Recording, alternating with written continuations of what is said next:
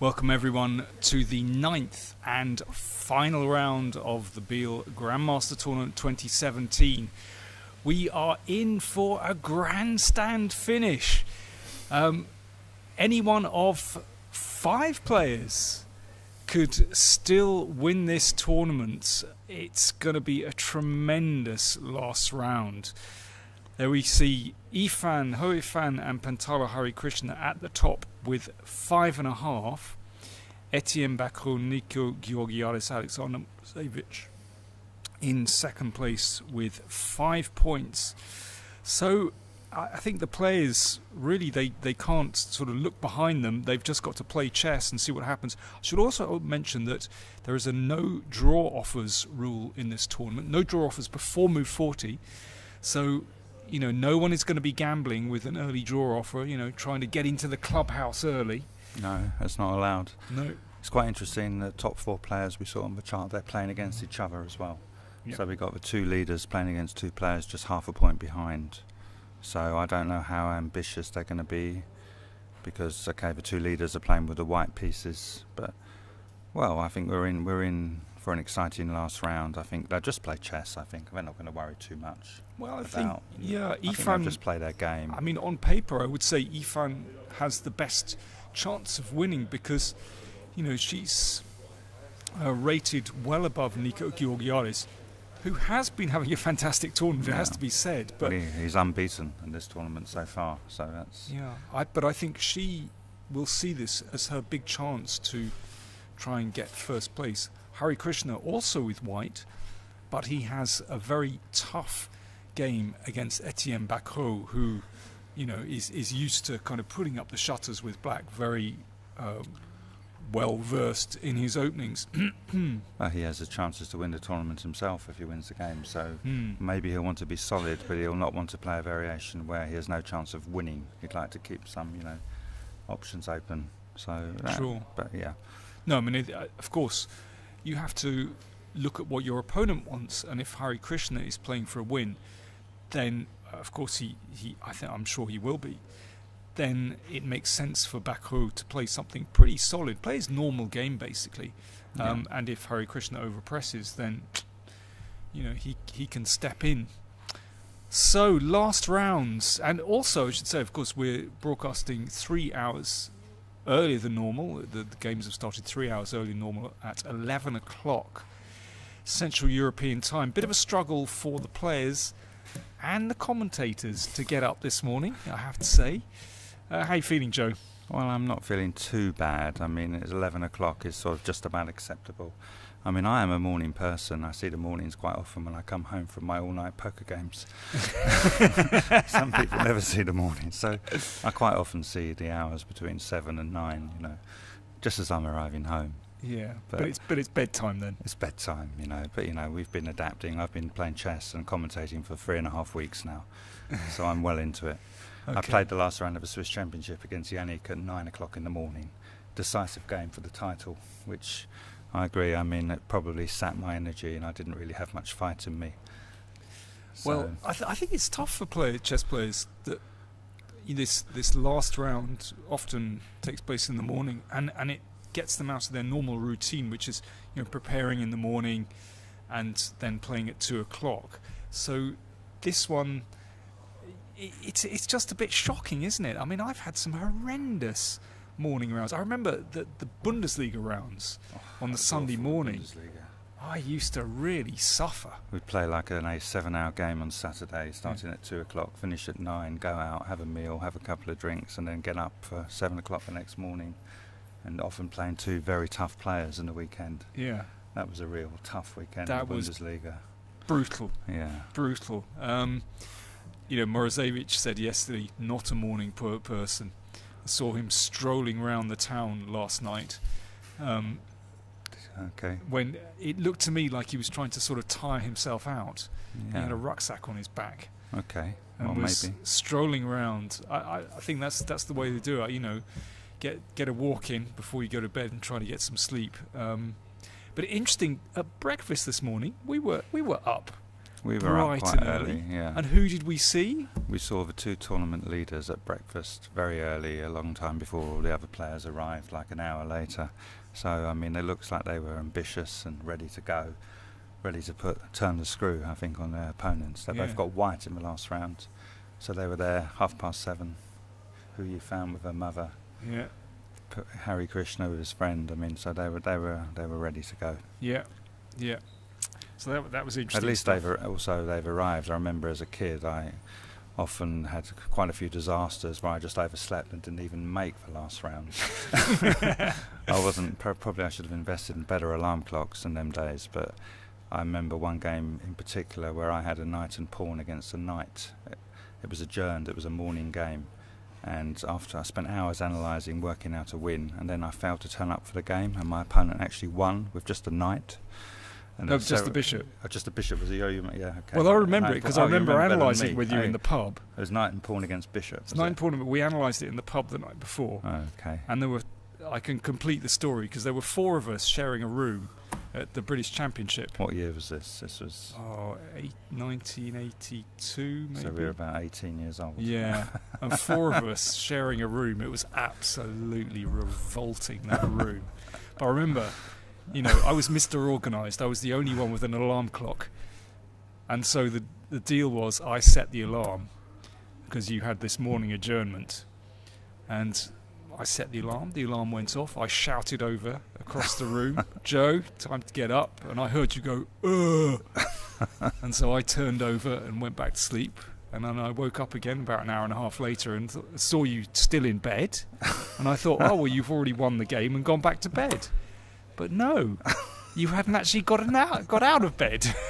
Yeah, I have a few stories like this. I remember once playing against the late Alexander Wojciechowicz in the last round, and I woke up like with 10 minutes before forfeit time, and I ran all the way to the tournament hall. The last bit was uphill, and just as I was getting to I just ran all the way uphill, and just as I was getting to the tournament hall, I saw him walking out with a big smile on his face, and he said, "Unlucky Joe." So, okay, the last, since I moved to Switzerland, I became a lot more responsible. Absolutely, I'm sure you did. That passport makes a big difference. Yeah, that's right. Good stuff. We should look at some games, of course. Well, let's go straight in and look at the game between Harry Krishna and Etienne Bakrot, which looks vaguely familiar to me. Mind you, all these Giocopianos look familiar. Well, we see it looks like he's played a plan with 97 to G6, which we saw earlier in the tournament in a similar position. Well, the game Yifan against Bakrot, actually, wasn't it? Maybe was it? Yeah. Was it exactly the same? A4 also played. Yeah. And 97. Okay, my memory is a bit cloudy, but isn't this exactly the same? I'll just check it. I've got the games here.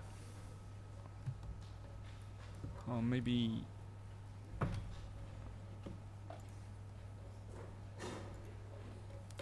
No, it could be a bit different actually. No, it's different now. And knight G3. It looks to me as though this is still. Yeah, it's similar. The game Hou Yifan Bakrot was actually a Spanish with D3, but they played the same manoeuvre. Again, 97 to G6. This is slightly different. I wonder why H3 was played. Was it really necessary in this position? H3? Yeah. I mean, it can be useful, of course, against some knight G4s but... Yeah, I'm not sure, actually. Why in this particular position? Yeah, because knight G4 can always be met by rook E2. I mean, maybe that's just deemed a bit of a pain, so... Well, of course it's pretty normal. I'm sure this position's been reached a few. Well, it's quite interesting. I mean, what he's allowed an exchange of queens. Okay, so what would happen? Well, of course. I mean, that's maybe it's quite unusual. I mean, often white will play queen E2 to avoid an exchange of queens because. But okay, in this position with the 2 knights, it's not clear who's playing white or black again to me in this position. Look, it's almost a symmetrical position. Okay, white has a slight space advantage, but it's... Yeah, you've got both bishops on the diagonal, A7, F2, the knight symmetrical, e4, e5, both bishops at home. Just tiny advantage to white in this position, but maybe black doesn't have to exchange queens. No, it doesn't. But I mean, white has at least the d file there. Okay, tiny. Tiny, yeah. I was just wondering after the exchange whether you could play knight takes, but probably not. Bishop f5, I guess. It's just should be. That could be quite. Don't think that's doesn't look good, does it? Doesn't offer much. No. Okay. I pawn takes, I guess. Got a question from Peter Hoover.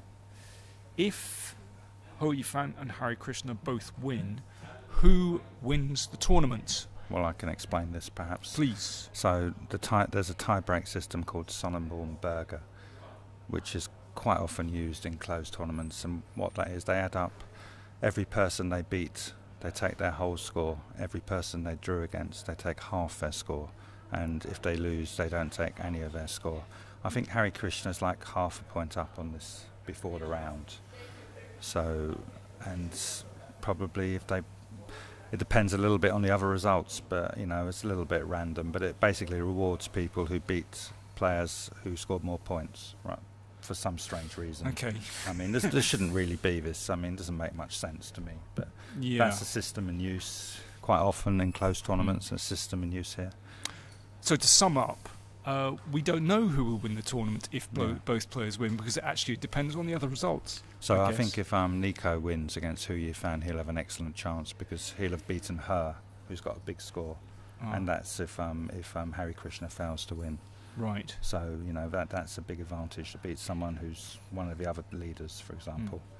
And I think if Sonnenborn-Berger is level, it comes to their direct encounter. And I think if that's level, I don't know what they do then. They probably. Whatever they do, I don't know. But I think we should mention that the prizes here are actually just shared. Yeah, the prize money will be shared between people on equal scores, which is very fair. I mean, it gets a bit ridiculous when these dodgy tie-break systems are choosing who wins the money. What kind of annoys me a little bit about these tie-break systems is that they're not very intuitive.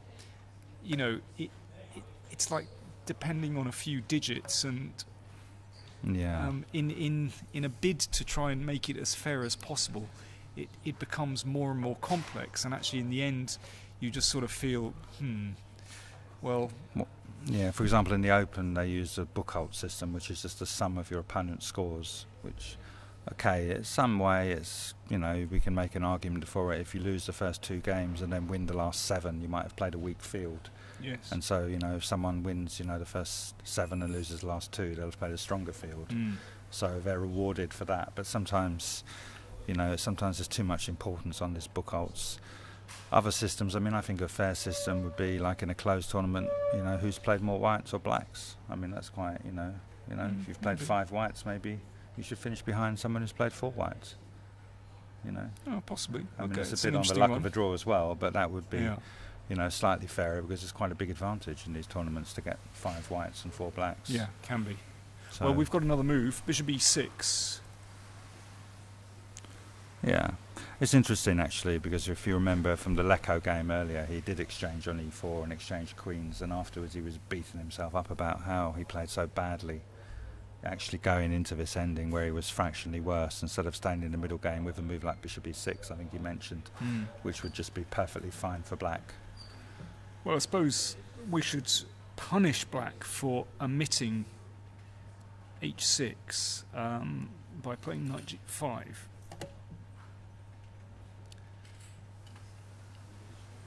Do you think he's just going to go back? I guess back here. And then plan in h6 next move and bishop back to e6? Yeah. I'm not sure if there's... Queen somewhere, don't know. Queen e2, I suppose. Yeah, h6 and then... I'm back. That's bishop an option. e6. I'm not saying this should, maybe... So... Can we do something, take here and... Oh yeah, that's probably black won't play like this, yeah. You're right. Probably rook e8. Rook e8. Sometimes they leave the bishop on e6 as well in these positions. They're not too worried about knight takes e6. Yeah, I think I'd be very, very pleased. I would like to take that bishop. Yeah. But I've seen them, and computers are saying it's nothing for white and stuff. Similar positions. Interesting. You know, probably you can play with a knight coming to f4, but I would be quite worried personally about knight takes e6. But I think this looks like a fairly logical way to play. Yeah, rook e8, of course. Yeah. Yeah. And you got. I mean, actually, white has to watch out for knight f4. It's a bit of a pain after. yeah, maybe that's right. Yeah. We've got a table with the tiebreak scores. Let me see. As you said, Joe, at the moment, Hare Krishna is half a point ahead on the tiebreak. For what it's worth. Yeah. I mean, basically, if you win, if any of these top 5 players win in the last round, you know, in a sense, they're not fussed about the tiebreak scores. It's a massive they're not achievement. going to worry. They can't do anything about it. And also, we'll notice that Hare Krishna actually won his game against Hou Yifan. So if their tiebreak scores finish level, he'll finish ahead of her in the tournament. Yeah. And so you see the people who've beaten the bottom 2, then their tiebreak score will be worse.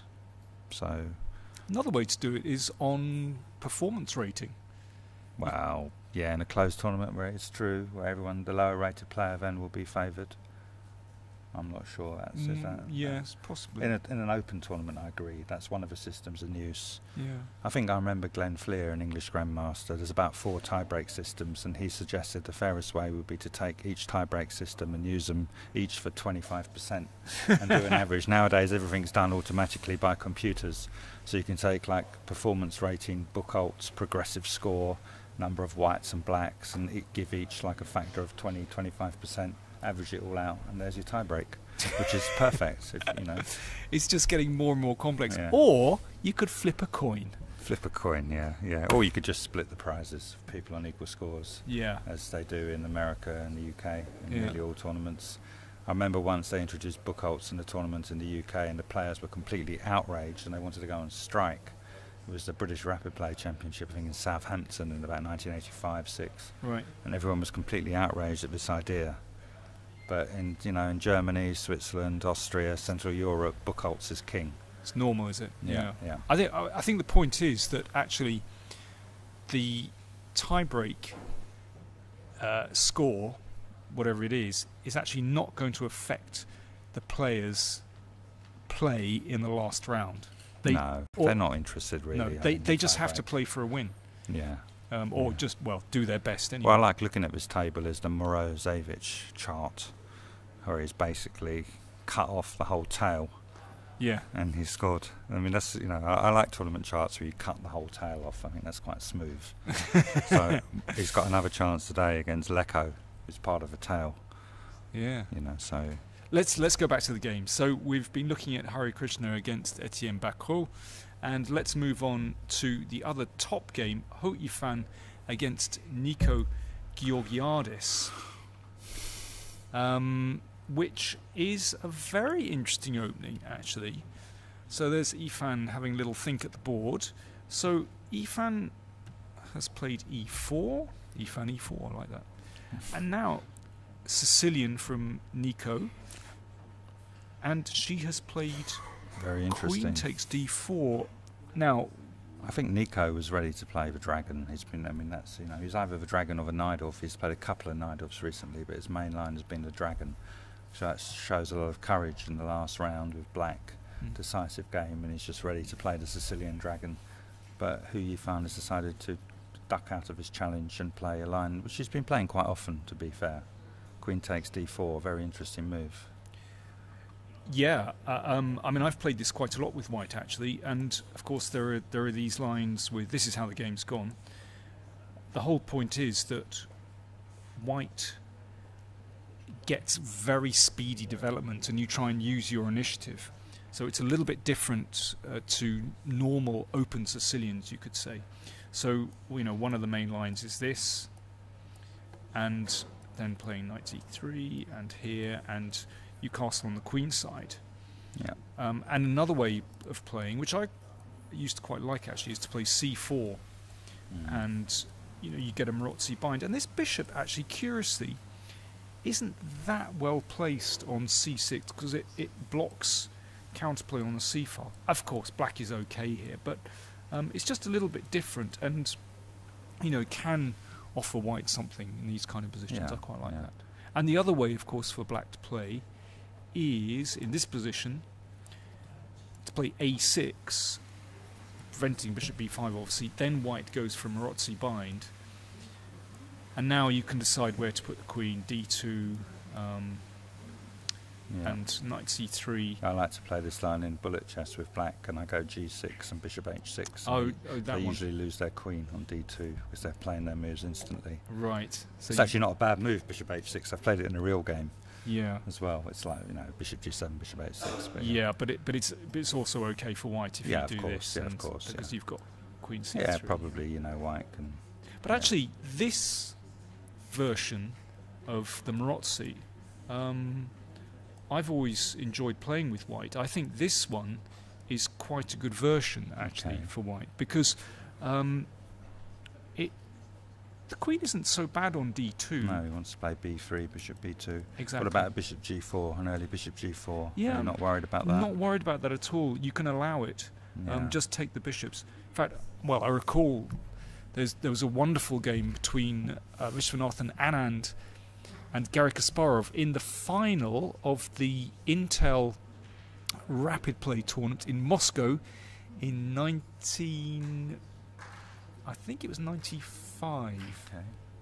94 or 95. Okay. There you go. I should remember this. I was there. Okay. Commentating. And Vichy, with white, just won a beautiful game.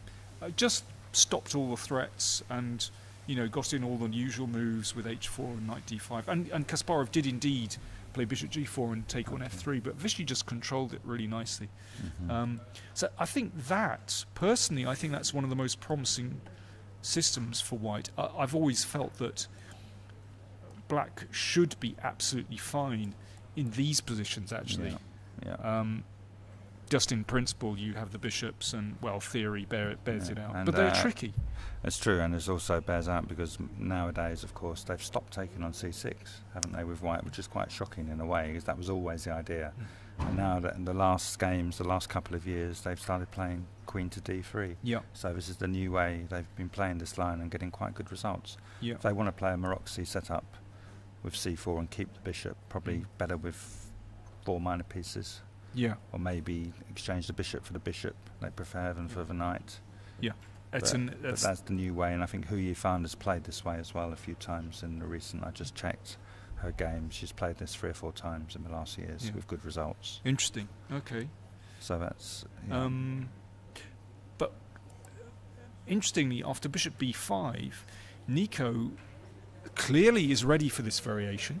Yeah. And very quickly played a6, and this is very uncompromising because although of course this forces an exchange on c6, black loses a lot of time. White has a tremendous lead in development. And now e5. Yeah, I think he saw that she doesn't like to exchange the bishop anymore for the knight. She likes to play with queen d3, so it's quite a good psychological move to actually force her to give up the bishop. She was probably hoping to keep the bishop. And she is taking a bit of time. Rook d1, queen c7. Yeah, I have to say, I mean, when I was looking at this system, when I was playing this queen takes d4 system with white, I just assumed a6 would just consume too much time and that white could use this lead in development. And the more I looked at this position, I realised, actually, I thought black was fine here. Well, black's got a strong centre, a small centre, but a strong centre, which is often, is taken back, b takes c6, which is, reinforces the centre.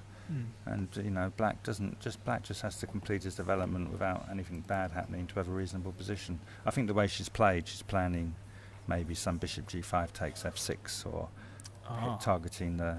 Has she played bishop g5? Bishop g5 played. Yeah, so that's the point, really. She's going to... I think this queen d3, rook d1, she's probably just going to take the knight on f6. I mean... Let's have a look. This would be my choice.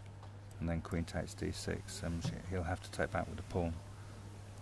So after g takes f6, it's position. No, it's quite interesting. We saw yesterday Nico had a chance to go for a 2 knights v 2 bishops position against Leko, but he preferred to wait. But this is quite dynamic. Probably, the knight's probably going to come to h4, maybe into f5 one day. Does he have to play bishop e7? I mean, there's no... No, absolutely not. There's no need to maybe play bishop e7. No, I'm just interested in the position because it reminds me of my old Sveshnikov days. Yeah, it's quite related, isn't it? It's quite similar. Yeah. You see, you grew up with the Najdorf. I grew up with the Najdorf. But actually, I grew up with the Löwenthal. Okay. Let me show this. I grew up with the Löwenthal, which is a bit dodgy. Well, a bit dodgy after knight b5, and then when I realised that wasn't, very good for black, then I played the Sveshnikov, and that was a big improvement. I really enjoyed that. So after this, and then we had these mad positions after this takes, and now f5. This was the Sveshnikov variation, which in the late 70s, early 80s was, pioneered by Evgeny Sveshnikov. Well, we also called it the Pelican and the Laska Pelican, I think, as well. Pelican's something else. Oh, was it? Okay. That was where,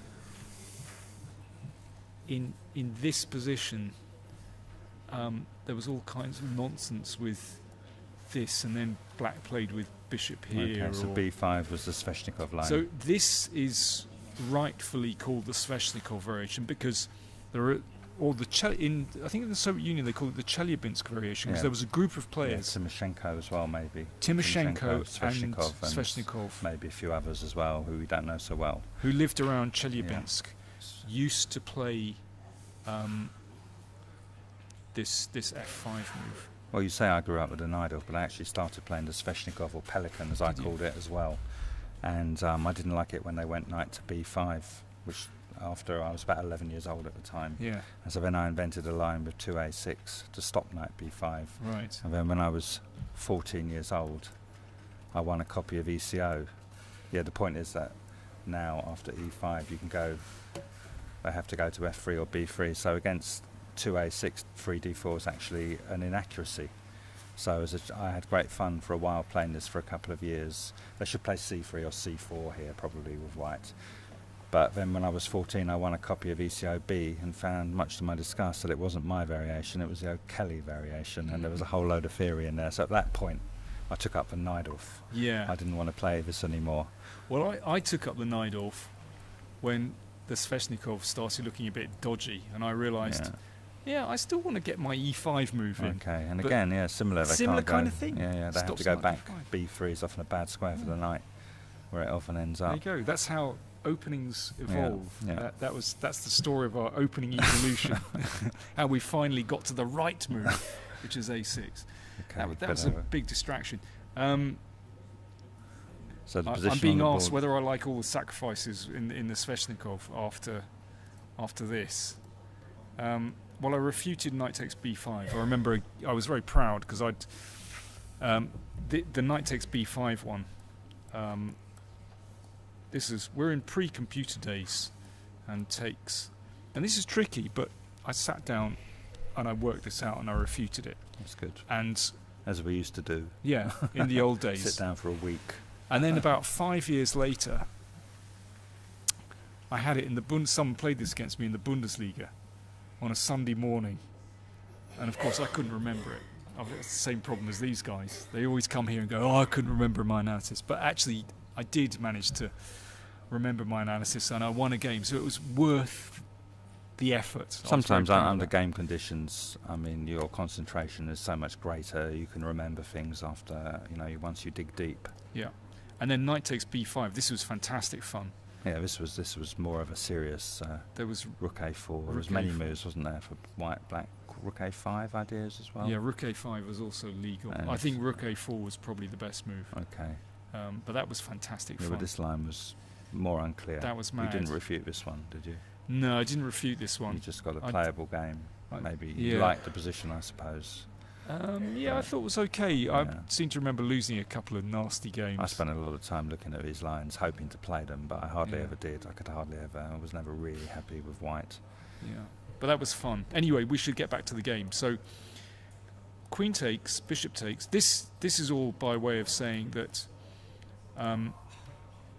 this position which we're looking at here with g takes f6, I sort of immediately think, oh well, might be playable for black, but it depends whether how quickly this comes in, and I think the problem is with the pawn on c4, that gives white stability, so that, for example, when the knight comes to f5, takes, whoops, then the pawn on c4 is still controlling d5.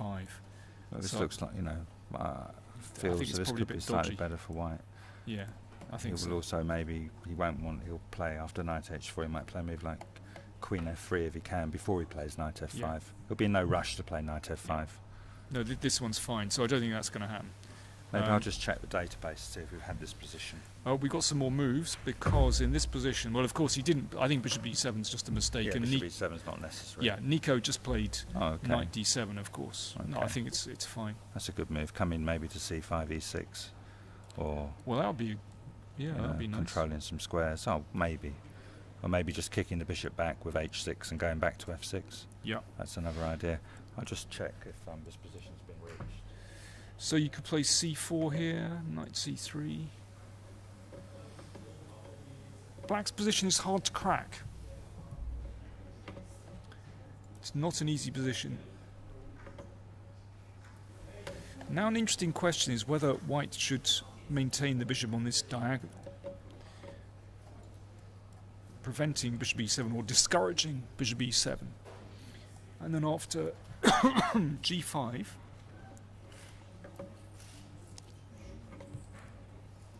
question is whether this bishop is out of play or not.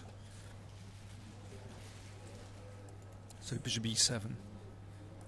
So it's actually possible to play like this, I think, with black. Joe's just doing a bit of research, trying to find out whether this position's been played before. But of course, you don't need to play g5. We could perhaps hit the queen first.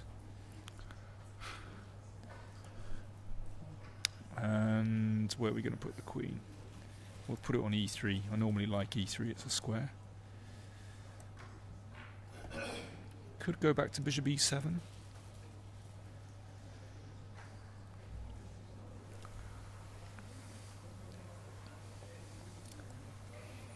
This is possible. King takes even. As Fischer once did in the Sicilian. against Fischer, Matulovic. Matulovic Fischer. Yeah, Yeah. beautiful game by Fischer. I'm just looking at this move g5.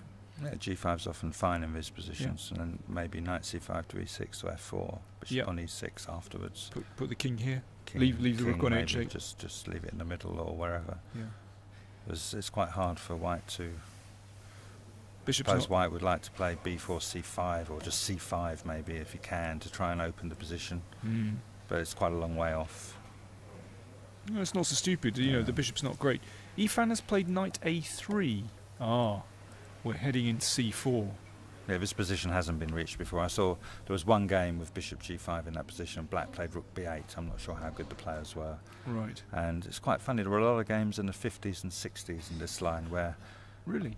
black just went knight f6, bishop e7 and castles and allowed bishop f6, gf and played king h8. Players like Kotov even played it with black. Famous Really? Soviet grandmaster who wrote Think Like a Grandmaster, one of the legendary books. Yeah. And so there were 5 or 6 games in the 50s and 60s. So maybe there was it was fashionable for a little while, but then it seemed to have stopped, and they stopped playing a6. Well, I But- think the good thing about knight a3 is that Yifan is trying to use her lead in development, which if the initiative peters out, then black is very solid and has the bishops. Well, she's got quite a serious threat of knight c4 in this position.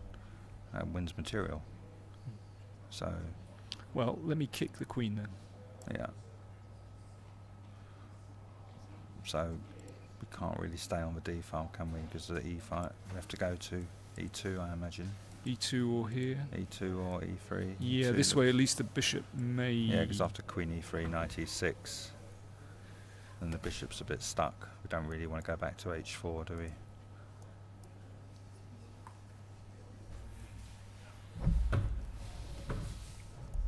Yeah. Well, you could do. No, but you could, you're right, you could do, yeah. It's not so bad. queen Yeah. trade. Well, white won't exchange queens here. Well, if white doesn't trade queens, then where does the queen go? I mean, white. Go back to e1. Do you think so? Isn't that kind of backing down a bit? It What is, about but I'd right. queen Queen here? c3 is another option. Yeah. I think I prefer that one. Okay, you're right.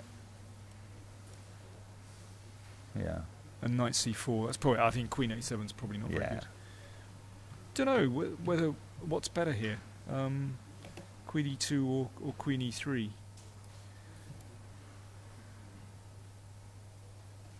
So after knight e6 here, bishop e3, and then I suppose black can start thinking about getting castled. So white won't have time to double rooks and knight c4 because black will defend with rook d8. There's an option there. Well, yeah. There's also b6. Let's just have a very quick look at this here, and Maybe black would not want to give up that bishop. Or you think it doesn't matter because it solves development problems? yeah, something like I think black should be absolutely fine there.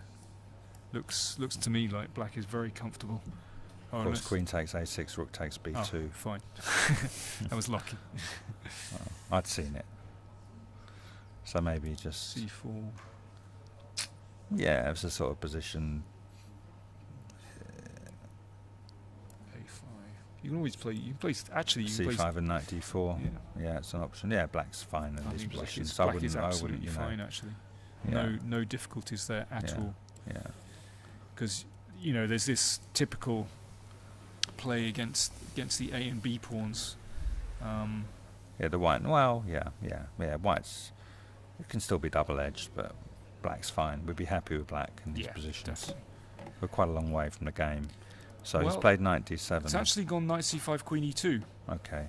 So We're- that's we're- on the we're- board. But in this position, I wonder. Sorry, instead of knight c4, what about c4? Yeah, c4. Maybe we can play a quick c5. That's Exactly. that's the point, I think. Yeah. So now he might have to play c5 himself. Could play c5. Well, again- Should we see whether this is very dangerous? Because in this position, I could just take, and actually, the knight is pretty well placed. Yeah, you're right. Yeah. Yeah. It's probably premature, isn't it? But maybe c5 can be a good move anyway for black. Yeah. I mean, as we saw earlier, that c5 knight coming to d4. Feels that black's okay in these positions, I would have thought. My first reaction. So she's played queen e2. Yeah. And so I love the knight here. If I were Nico, I think I'd be delighted with this position. Spain knight on a3 is not looking great once we play c4. Suppose it can come back to c2, but it's not on. So let's have a look. That's the position on the board. Knight e6. Can we do better? I think we might have to play with knight c4 actually. Knight c4 straight away. Maybe we want to keep. Maybe Yeah. Let's try. just not worry about our bishop. So choppity Yeah. here. Now we can try queen h5 or maybe. Mm. I'm not saying it's good. I'm just looking at it. Yeah. No, definitely. Because it stops castling and h6 because it's not such a bad. Yeah, we're attacking the pawn on f7, so It's probably just good for white, isn't it? No, it's just well. it's actually very good for white, isn't Yeah. it? Because d6 is dropping, Yeah. so he can't actually Very play strong. knight takes g5. So knight c4. Right. I think we're slowly beginning to understand what's I'm going sure, on. Yeah. We're getting there. Yeah.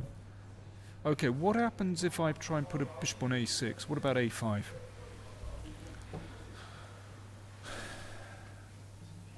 Queen d2. Okay. What if I've got to use Immediately this? attacking the d6 pawn. I've got to use this lead in development. Yeah.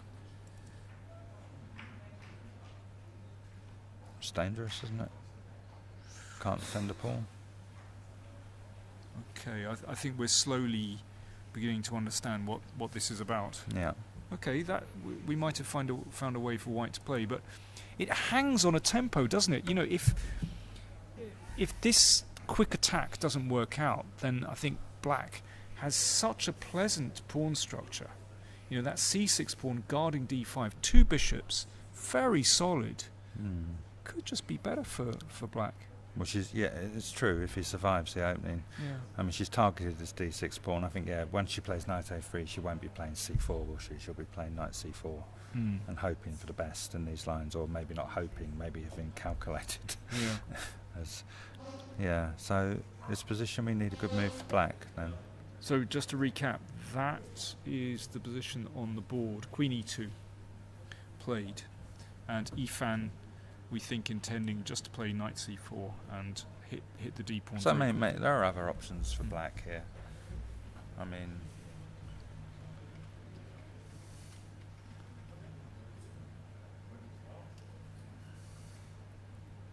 you could even play with f6 and bishop e7, but then I suppose bishop e3 will come back and threaten to take for knight on c5 with positional advantage.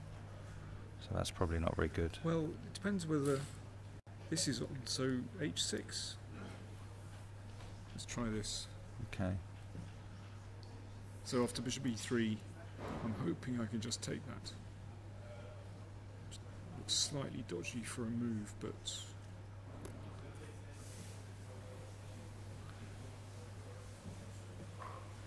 looks quite good. We've got no real good square for the bishop. We're not really. Bishop takes h6 doesn't really help. Let's have a look at that. That's fun. Take here. It looks like black's got a huge centre and dynamic possibilities, but we need a quick knockout blow with white here. I don't really see it, but yeah, I might just kind of close the e5. No, I'm not. I don't want to play this way. No. So after h6, we probably drop back to h4, I imagine. Now, does that make a difference? Well, we're coming back to this g5 stuff again. I'll play knight here. So knight c4. Yeah, g5. Bishop g3. And now I've got to watch out for this. Oh yeah, yeah. That's serious. Well, we're threatening maybe knight takes d6 check.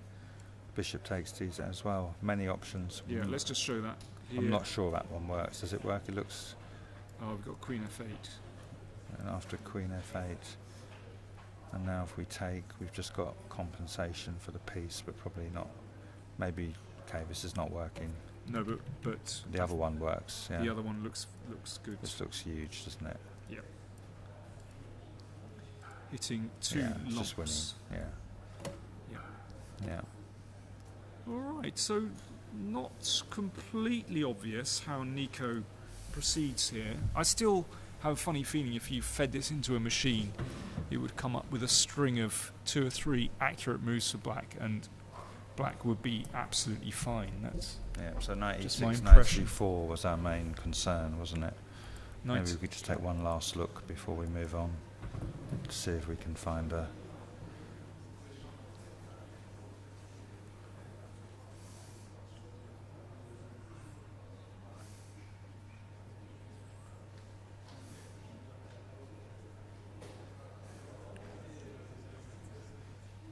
Not absolutely obvious. a5, queen d2 was what we looked at earlier. What about just trying to put a rook on? We can't put a rook on d8, can we? Yeah, so if we boot the bishop first. Again, so if we play, for example, bishop b7, and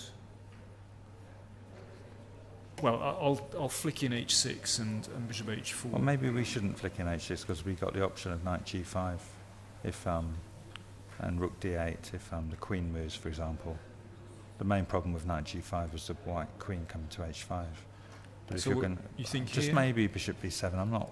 Okay. Here. And I was thinking knight takes g5 an option, and then rook d8. Rook d8 defending here. Of course, I start to go the other way. Yeah, I'm not too worried if. Yeah, should we try that one just for fun? Well, our queen's attacked, so I'm not too worried if we exchange queens. I don't, because now you haven't got enough pieces to attack d6. So I just drop the bishop back, and then just develop. And black's probably better. Well, I was just wondering. Have you got an idea? Well, I've got an idea. I was just wondering about stuff like this. Okay. Dribbling around. And we're going to play d5 at some point. It's not going to. Yeah. Well. Okay, I see what you mean. I've got to hope that I can control it. So I imagine bishop e7. Yeah. Quite tempted to throw in the move f5 at this point. seriously tempted as you can't take it. I'm beginning to think that I must admit, I think I'd probably prefer to be black here. yeah, Don't know. I'm going to grovel on. You never know. Okay. Do I have to continue? You don't have to continue. I'm sure black is fine here. Yeah. Okay, let's go back. No, that's interesting. As I said, I have a funny feeling that Nico is fine here. Okay. But I think these next couple of moves are critical. They will determine what happens in the game. Yeah. Okay, we need to continue our tour. Peter Leko against Alexander Morozevich. So, quick reminder: Leko has 4 points. Morozevich just half point behind the leaders with 5.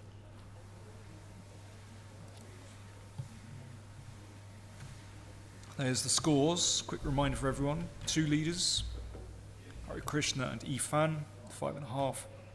Georgiadis, Bakrot, and Morozevich on 5. Mainline Spanish, Joe. Yeah. Morozevich, I think, already played this line against Leko, was it?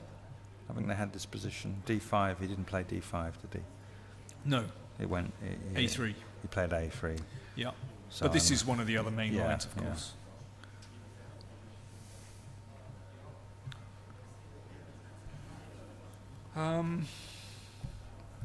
They've got here quite quickly. Well, I'll just check the database on this position just to...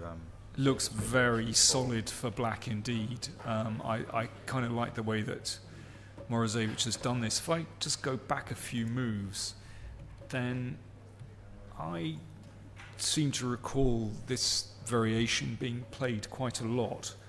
But A5, I think, and A4, which I like very much, just to open the line for the rook, that looks a little bit unusual to me. Well, we'll probably find it's been done before, but the position they've reached,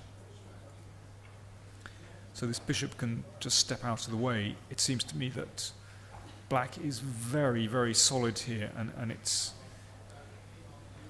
going to be hard for white to make progress, because if you look at the other side of the board, then black is holding nicely on the king side. It's very difficult for white to start an attack, particularly as black always has counterplay on these files.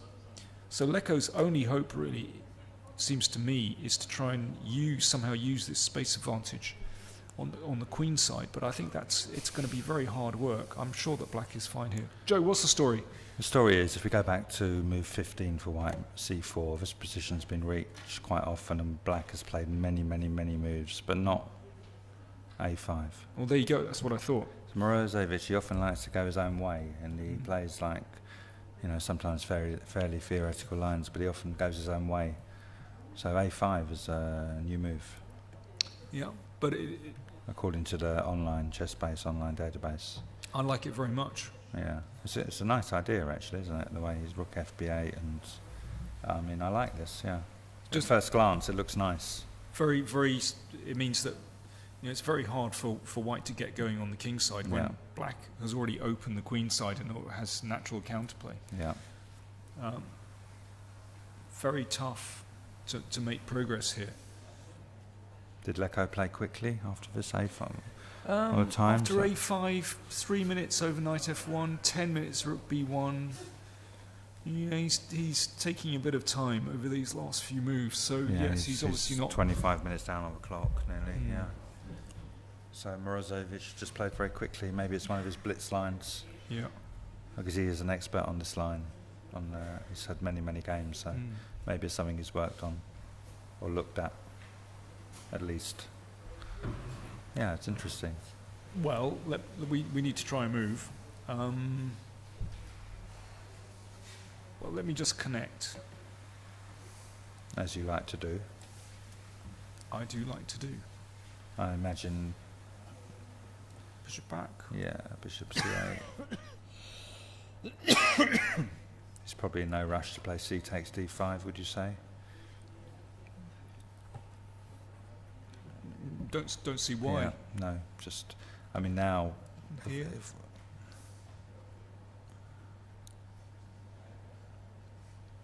I wonder just about putting a rook down. Yeah. It looks quite pleasant. I mean, not sure why it's going to have much better than just exchanging rooks if you can. Yeah, and maybe the bishop even pops out there sometimes. Yeah. I don't think my piece placement was optimal. So we quite like Black's position at first glance. Interesting, as Morozevich said yesterday, he's never won a classical game against Leko with the black pieces. He wasn't very optimistic, but no. I think he'll be feeling fine. I tried to kind of boost him up a little bit. I said, that was a long time ago. Yeah. Leko's a different person now. Yeah, and you're a different person. Yeah, they are, yeah. True. But yeah, maybe... No, I like this A5 idea, A5, A4. So Leko's played bishop D2. Oh, he's played bishop D2. He knows about this connecting the rook's theory that you... So bishop C8 looks like the bishop A6 isn't quite as good, I would say.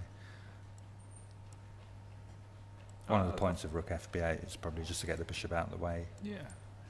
I mean, we're not worried about DC6 and then giving up the D5 square because we get access to the D4 square. Both sides have a weakness.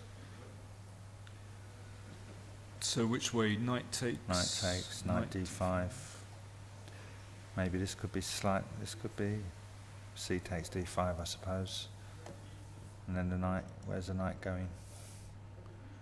Back. I mean, I suppose... Well, I'm not wondering if white can claim the slightest of advantages if the rooks are exchanged and just keep playing with slightly more space. But it doesn't look like much, does it? No. Black might have an F5 idea later on as well, sometimes. But I think, with D6 so well protected, knight on a decent square on G6, there's no attack for white on the king side. I mean, normally, of course, these kind of King's Indian positions, white has that space advantage. He might look to put something on C6, like a knight. But actually... Doesn't really matter. Yeah. Black always has enough counterplay here. Black's very well coordinated. It's not like Black has sort of played uncompromisingly on the king side, because that can often be the problem in the King's Indian. That by now our pawn would be on F4. Yeah. And the other pawn would be on G5. That's what I mean. Opening the king. For example, Victor Korchnoi in the King's Indian, he always used to think that people who played the King's Indian were basically at the bottom of the pond life. I mean, his attitude was just play the classical King's Indian, let them attack, just push all their pawns, and then he'll just play his queenside attack. But it wasn't really a queenside attack. His whole point was to clear the queenside and then turn right and get your king. So he always, he gave me quite a lot of abuse over the years for playing especially the Mar del Plata variation, where this pawn race, So he didn't think highly of us King's Indian players. He didn't. He once actually accused me of playing the worst move of all time on move 5 in the King's Indian. It was just 5A6. And I didn't say anything, but the next day I told him, Kasparov has played this move twice. And he said, well, if he's modern world champions, no respect for chess. So there was no way to, he did not like King's Indian players. Yeah. He was contemptuous of King's Indian players. Yeah. And I have to say, at least in the early days of the mainline Mar del Plata variation with bishop E3, he played, so many brilliant games with white. As you say, he used to basically come up the queen side, turn right, and won some brilliant games. Yeah, quite a few against me. They were amazing. Got another move, bishop C8. Well, nothing. Okay. We think it's about equal. We should move on and take a look at, let me see, Navara against Vaganian. Let's go to. So, neither player doing brilliantly in the tournament. David Navara, very strong player, but he only has 3 points out of 8. And, of course, Vaganian, 2 out of 8. He's been really struggling in this tournament. I think basically his age is catching up with him, and he's been making tactical oversights and, indeed, in long games, suffering a bit from fatigue. We've got a very interesting position on the board, actually. Just let's go from the top very quickly. Tarish French. We've seen a few of them. So he's just taken back with an e-pawn. We've left lines with Queen d5. Similar positions, not quite this one, but... Vaganian has played this his whole life with black. This particular line. We talked about this yesterday, didn't we? About... and, of course, great favourite of Korchnoi with black. Yeah. And indeed, I seem to remember Vaganian playing with black.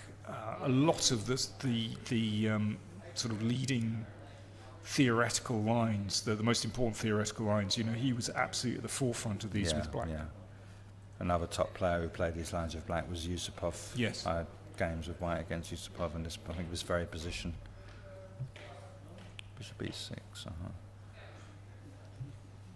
Wow. Now it gets tricky.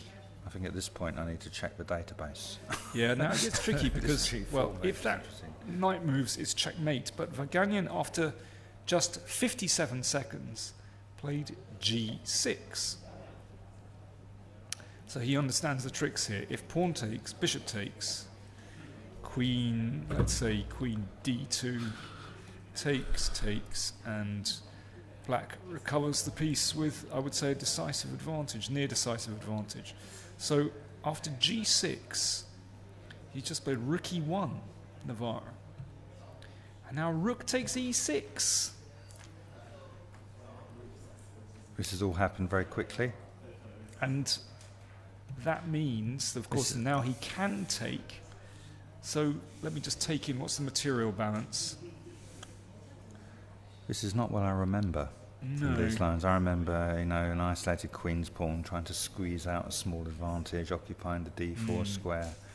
Things have taken a different turn. Rook and pawn against bishop and knight.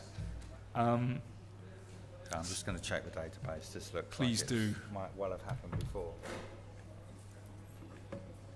Very interesting position. Very dynamically balanced. Lovely pawn centre for black.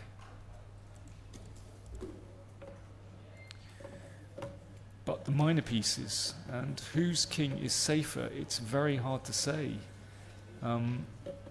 These bishops, if we can get these bishops into the game at some point with a move like c4, I wonder, am I going to be very courageous or possibly foolish and play c4 straight away? I would like to play this move to bring this bishop into the game, and later on also the light squared bishop as well. I wonder if knight here is a possibility. And also get this one down here. Don't know. f4?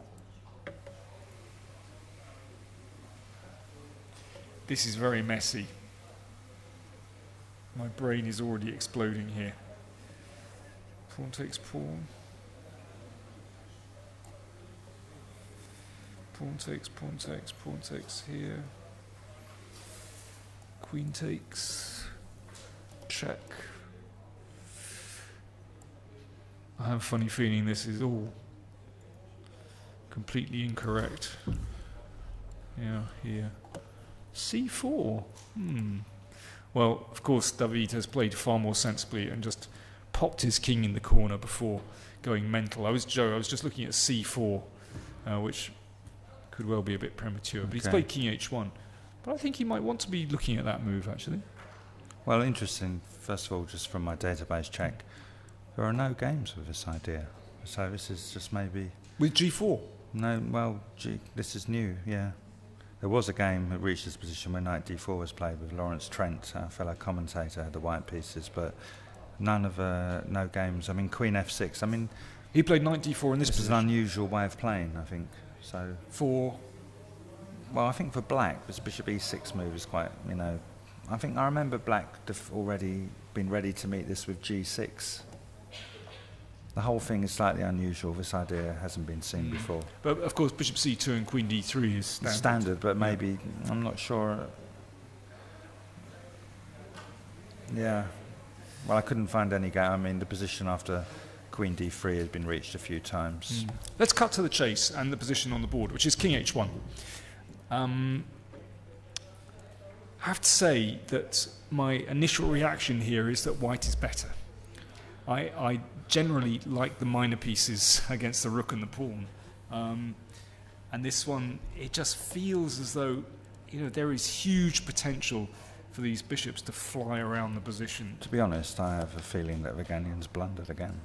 When I look at this position, I think he's overlooked something. This looks very dangerous, doesn't it? Looks very dangerous for black. White has a slight material advantage. Well, numerically, it's even. It depends. Rook and pawn against bishop and knight. It depends. Yeah. I think it's an advantage in the middle game, and in the end game it's about level. That's the way I would consider it, basically. But every position is of course, different. You have to judge it on its merits, don't you? So but in general, Yeah. I think black's problem is that if these pawns ever advance, then it creates weaknesses, and they're actually quite static.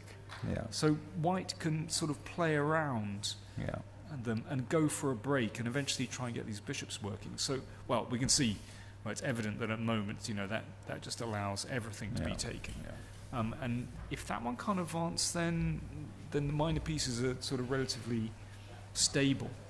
And I'm already looking at this bonkers move c4. But why is it bonkers? Well, it just it also explodes the position and allows black's pieces into the game. Yeah, but if a bishop can come to c3... Exactly. That's, and if the black pawns get fixed without being then he'll be in serious trouble. I'm also looking at black's king.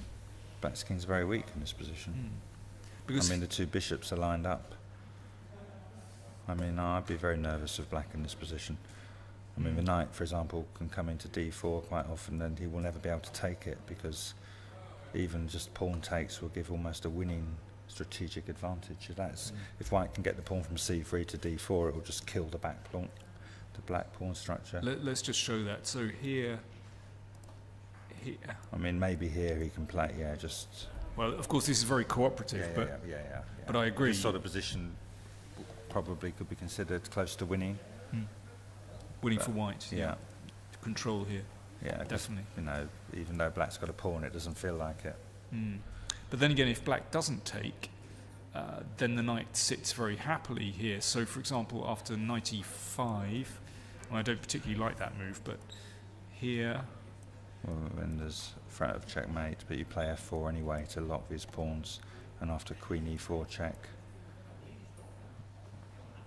we probably. Well, I think in this case we've don't have to take, actually. You could play knight f3 or queen f3. Queen f3. To be honest, I don't think white wants to exchange queens. Yeah, but here I think this is also very pleasant for white. The idea of bishop e3 to d4 and then maybe into e5 if obviously we're not going to drop the f pawn. But if it's with check, it's just better for white, isn't it? Just better for white. Yeah. Not completely winning yet, but not, promising. From maybe the only thing is that I'm not sure, can black play e5 if we put a knight on d4? It's black's move here. Yeah.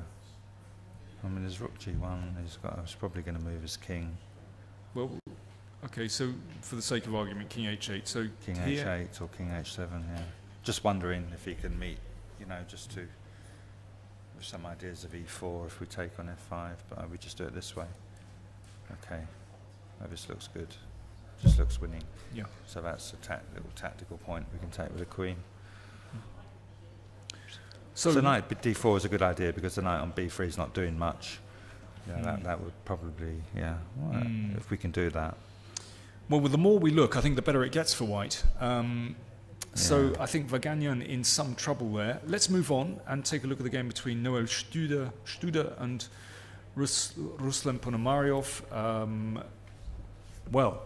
Ponomariov with 4 points, Studer with at the bottom of the table with 1 point. Of course, he's really suffering in the tournament. Yeah, his last chance to win the game.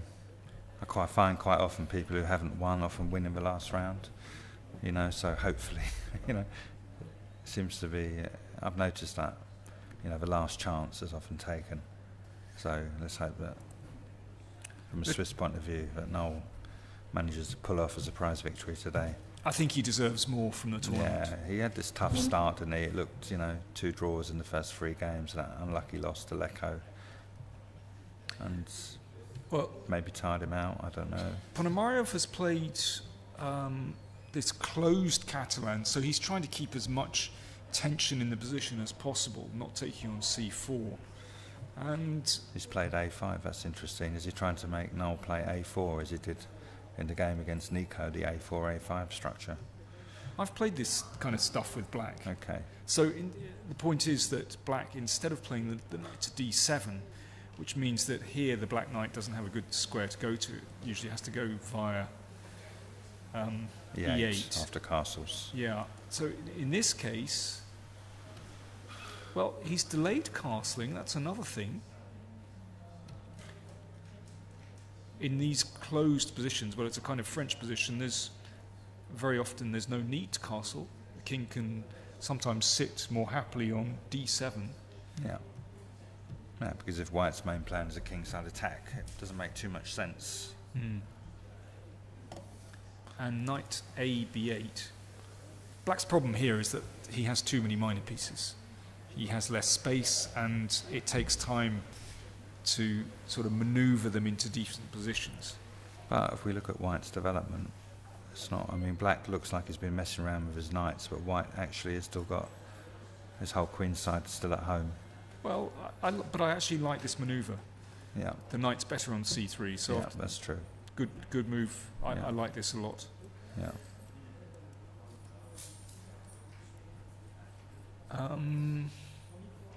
Now, how do we defend this guy? Maybe push it. In we go. Okay, do the same. Whereabouts? It's queen c2. Yeah, I suppose so. Just looks a little bit shaky for Black because we're not really attacking anything, and you know, White can open the A file as well. Maybe queen takes and pawn takes and rook a7 as an option. I think. Well, I'm tempted to do this. Yeah, I feel that I've been quite cooperative here. I mean, my rook on h8 is a long way away from the action. Castle's not. Yeah. Well, this looks better for White, doesn't it? Yeah, because here, well, I can play actually just very safely with bishop d2. And then the a5 pawn's a target. Yeah, and watch out for that one. Oh yeah, that's quite a big one. Yeah, so let's go back. I think we need to protect that pawn. So queen b6. Yeah. And then you're going to attack it again. Well, bishop f1. Yeah. Why not? Yeah, because the bishop's not doing much on g2 unless we're going to sacrifice something on d5. So now bishop a6, is that? Might as well keep defending. Now, let me see. I don't think I'm too worried about that. Well, let's just play bishop g5, actually. I think I want to trade those bishops. Okay. Well, then I'll play knight c6. Yep. So choppity choppity.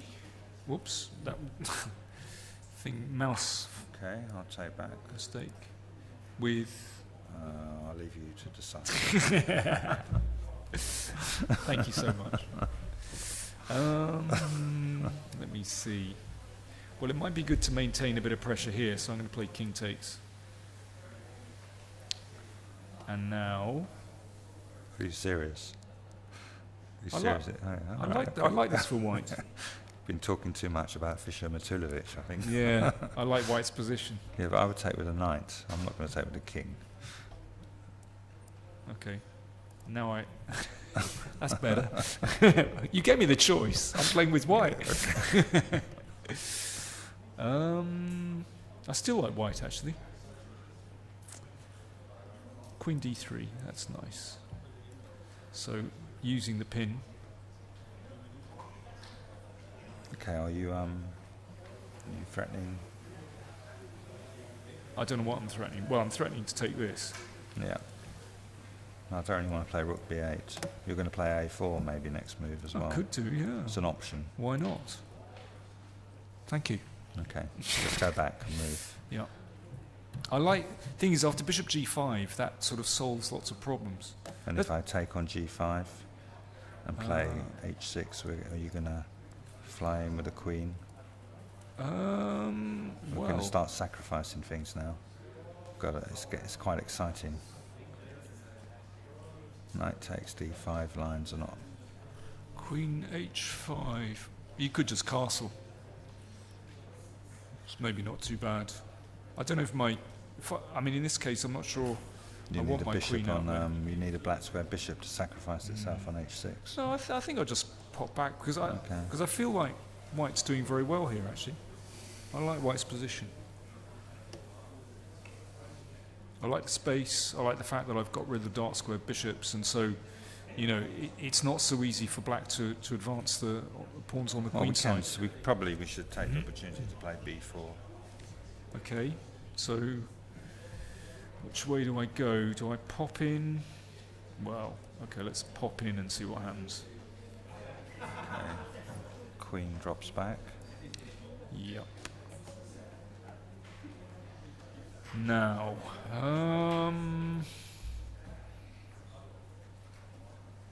whip it off. Okay, I'll recapture with a pawn.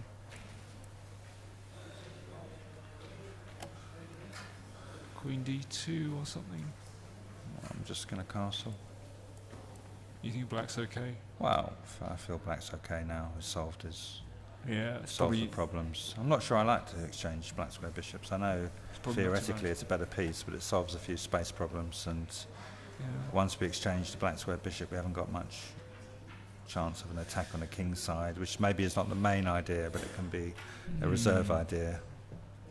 I still wouldn't mind squeezing away in this position with White. Yeah, White's still got some space advantage. Yeah, and, I'm going to run that one up the board.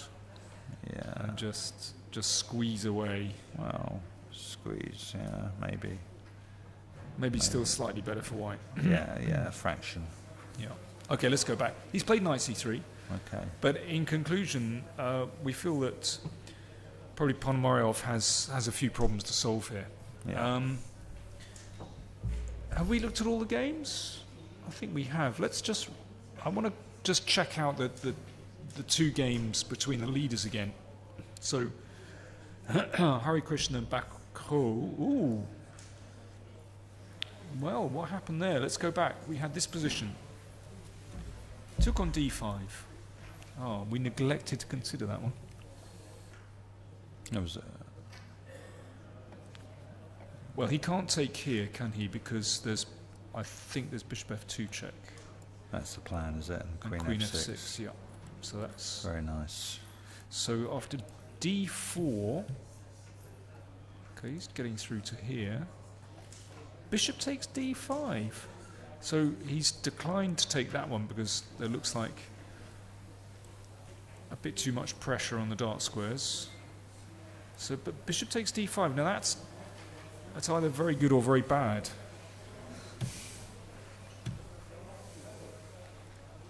It's a great square. Yeah. Bishop e6, covering. He's trying to. That knight looks very solid here. Well, then that suggests we could start using our h-pawn to move it out of the way, deflect it. Here we go. This is quite an interesting position, isn't it? Sort of position that Kasparov would have with the white pieces, a knight in f5, open centre. It looks like it should not actually be anything, but somehow he would maintain some sort of edge. Yeah, and some dynamic bishop play here is or whatever.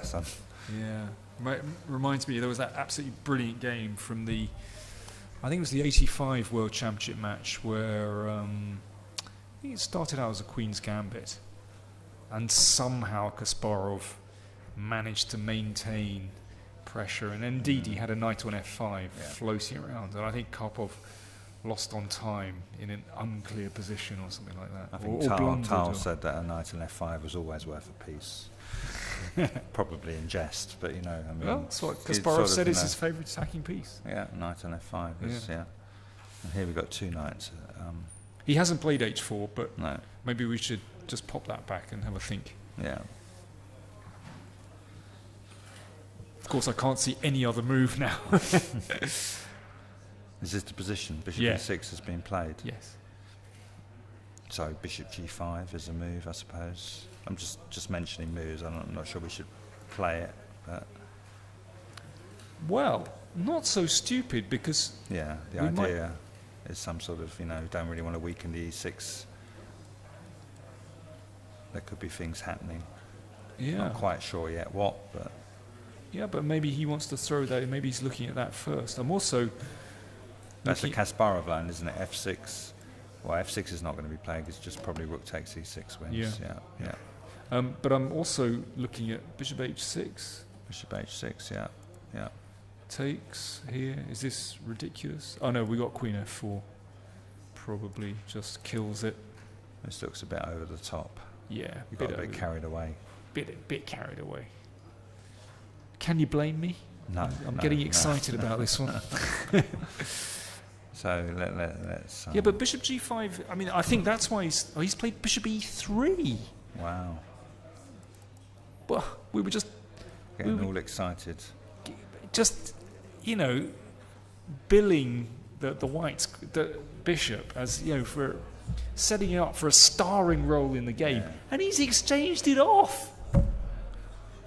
Oh dear. Well, I suppose, from a white point of view, if he takes on e3, he takes, his rook is swinging on the third rank, he's going to double on the e-file, and he's left. I mean, the bishop on e6 is probably worth one of the knights. He's probably going to have to take it at some point. So white's just got a more active position without any risk at all. Well, now this is an important variation. I've just seen what Queen you're gonna f4. suggest. Let's have a little look. Yeah. I'll give a check. Yeah. We undermine protection for the queen. Black thinks he's got it all under control because the rook defends the queen. But now we discover that after we take, the rook can take the bishop. Okay, that's a key point, because queen f4 would be an excellent defensive move. That's the way often positional players or many players control the position through little tactics, which is often not appreciated when you play through games quite quickly. It's often a lot of little tactics which control the position. I'm still curious as to what would have happened after h6 actually. No doubt he spotted a defence, but I just want to, for the sake of argument, just have a little look.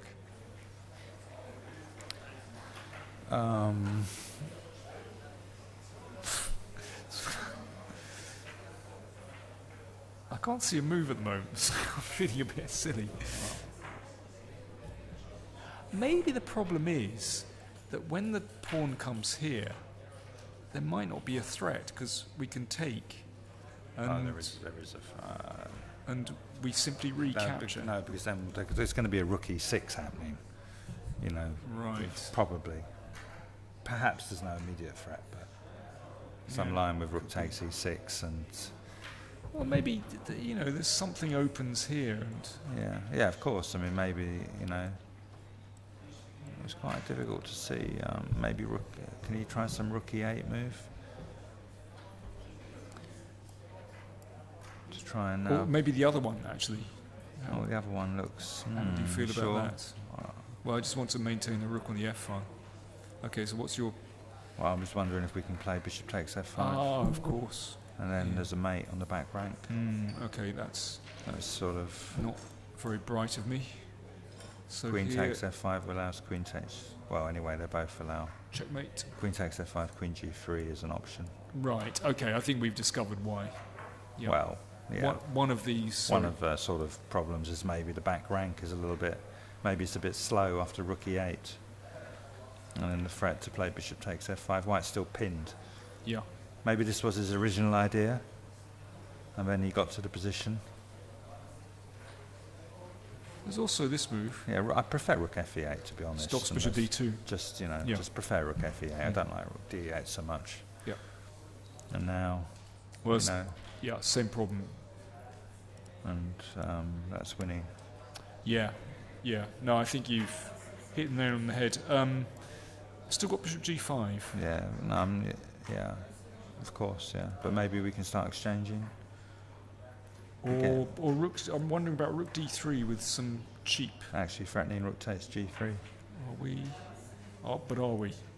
I'm not sure we are actually. There's. Oh yeah, because of the pin. Yeah. On our bishop on e6. But actually, we can move the knight now after h5. We could even just play knight e5 here. Yeah.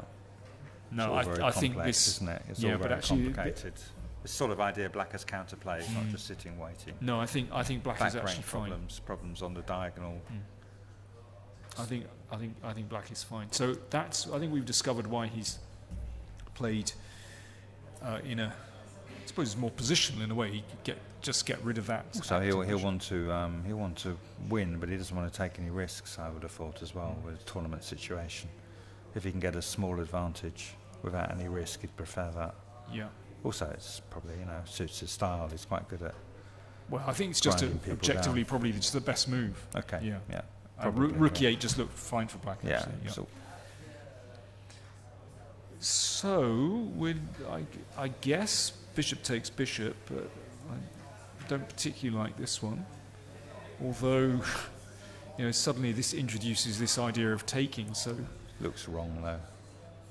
I think the bishop on e3 is quite a strong attacking piece. Bishop d4. Bishop d4, for example. Maybe no immediate threat, but maybe rook takes e6 to unbreak and then take on g7. It looks a bit weird, doesn't it? Yeah, bishop. He's not going to play bishop b8. I think he'll have to take. Choppity, and now another move. Well, again, I think. Yeah. Probably just now rook e1. Now, if bishop takes, we can just take back with a knight because the queen protects d1 to stop mates on the back rank. There's a pin. Pin and win. So, that's another point. Yeah. Good point. They're still tricky. So maybe not. I mean, white looks slightly better in these positions.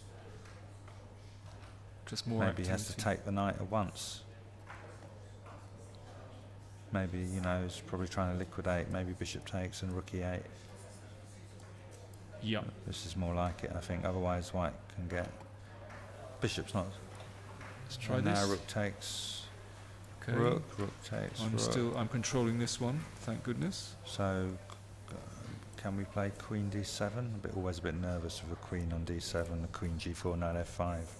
Tricks appear, but if we're just threatening to play queen d1 check, but maybe. Well, to me it looks solid enough for black. I think Etienne is okay here. Yeah, I think it's still fractionally worse, but still with his h4 ideas. Maybe white starts with king h2 to avoid the exchange of queens. Yeah. Maybe. I found that these positions, sometimes the initiative persists deep into sort of endgames or into positions where there's hardly any material left. The initiative at knight and f5 is a superior piece at the moment to the knight on g6. It is. And this h4, h5 idea is, what black can't play rook e8, of course, now to try and exchange rooks because of knight h6 check, winning the queen. That's a typical idea in these positions. That's why I'm always nervous. Yeah. Queen d7, knight f5. You feel that black's close to equality in that sort of position? I've just seen he's played bishop b8. He's actually played bishop b8. So he clearly felt he was worse. He doesn't like that position if he's played bishop b8. Maybe he wants to keep his queen f4 ideas. If the bishop moves from... Could be. I mean, that gives him more. But this is very, very complicated. So we take... Well, this is good fun. Should I allow this? Oh, probably not. And now... Rook e8. Rook e8, threatening checkmate. So, well, it's not so clear. Maybe f3. Pawn to f3, and then... Well, that's good fun. Let's move on from this. still a highly unclear position. And let's go to Yifan against Nico Georgiadis. We left it here, h6. The bishop went back to d2. A little bit of a surprise. We were thinking maybe bishop h4, but perhaps this bishop is coming here. Maybe sometimes knight c4 and bishop a5. Yeah. a5. Yeah, of course, yeah. Well, that's playing bishop a6 and restricting the bishop. And a5 is getting ready to stop, to be able to pin the knight as well when it comes into c4. It's a useful move. I mean, I like a5 as long as it doesn't lose anything. Look at the clock times. Yifan has 55 minutes remaining. Nico has 54 minutes. And I think the fact that they've consumed so much time over these opening 13 moves, basically an hour each, I think is an indication that it is such a critical moment in the game that will determine what happens next. Black with the bishops could simply be better here if white doesn't use this initiative. Yeah, it could. Yeah, white's got the lead in development, and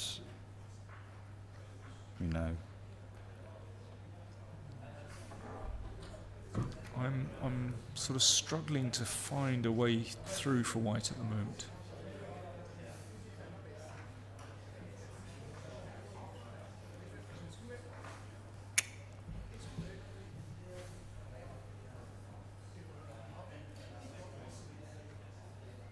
I don't think this is what she wants on the board. I don't think she'll be happy with this position. I think Nico has chosen very well with black. He's playing. I mean, he's playing the tournament of his life. He's playing absolutely superbly. Yeah. No. I think, as I said to you, I remember a few years ago thinking, "Wow, this guy's talented." After playing blitz with him, the way he just restricted all my activity. Well, that was always his initial. He did it quite successfully. I mean, that was his initial reaction. So a5 is a typical Nico move. Yeah. He would probably, that would be the first move he'd look at. Restricting, getting ready for bishop a6, restricting the bishop on d2, which might have been coming to b4 in some lines. And also, the knight on a3 is restricted a little bit as well because of the pin after knight c4, bishop a6. Maybe queen e1 could be a start. Just wondering, then knight c4 come in. Looking here. And then attacking the a5 pawn. If a4 is forced, then maybe we can play bishop b4. Well, in that case, I want to play the bishop to e6, not a6. So that maintains protection here, and I'm preventing... Well, after bishop e6, I think I'll play bishop back to e3. I'll switch plans, because now you've taken the square away from the knight on c5. But here? Oh, yeah, okay. I've just lost the pawn as usual. That's the problem, isn't it? Oh, yeah, that's the point. Sorry.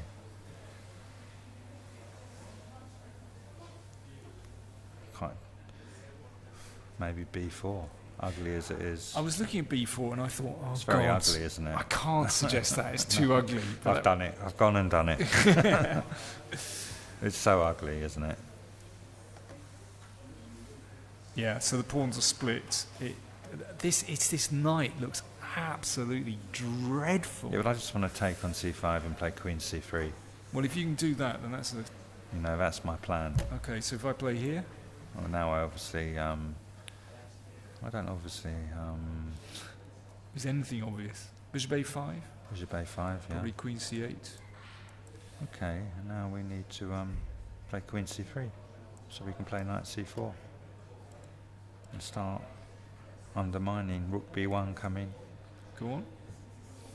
Go on. Okay, I'll start with knight c4. Well, you see, I'm just going to play very pragmatically. I'm going to hack it off and just say, well, these pawns are disgusting. Well, particularly the a5, of course. I think black's just better. Well, because this knight can't slightly premature because white's got some activity. You think I'm... Yeah, rook a b1. I'm just going to say, pa. I'm just going to play rook b6 and start attacking all your pieces. Maybe. Yeah? And if knight c5, I'm going to play bishop b4. Really? Well, it's It's not so bad for white. I've got to think of some nice consolidating move now. I see a passed a pawn, not an ugly a pawn. The optimist. That's right. You're in the gutter where you're staring at the stars. I see a weak pawn on c6. Well, you have a point. I see an active queen and a passive queen. All right, steady.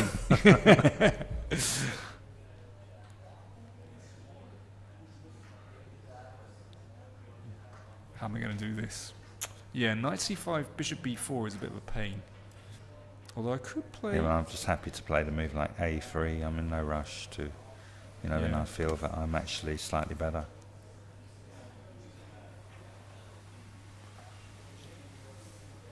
Yeah. Okay. Little by little, I'm going to creep forward. Oh man, I'm quite tempted. Can I play queen e? I don't really want to play queen e2, but I can play knight d2 to b3. I'm not going to believe the hype. I reckon black's better. I'm going to... You reckon black's better? Yeah, I do. It's a bold claim. Yeah. But I just don't like these pawns. I'm very close to connecting my rooks. I'm going to play a very funny move then. Please. Queen a2. That is a very funny move that you want to take here. Yeah, but I can take this off. Oh yeah, okay. I wanted to play after. I can. Doesn't work. My idea. Okay. So queen e2. Queen e2. So now you do have some sort of. I mean, it's not really a threat.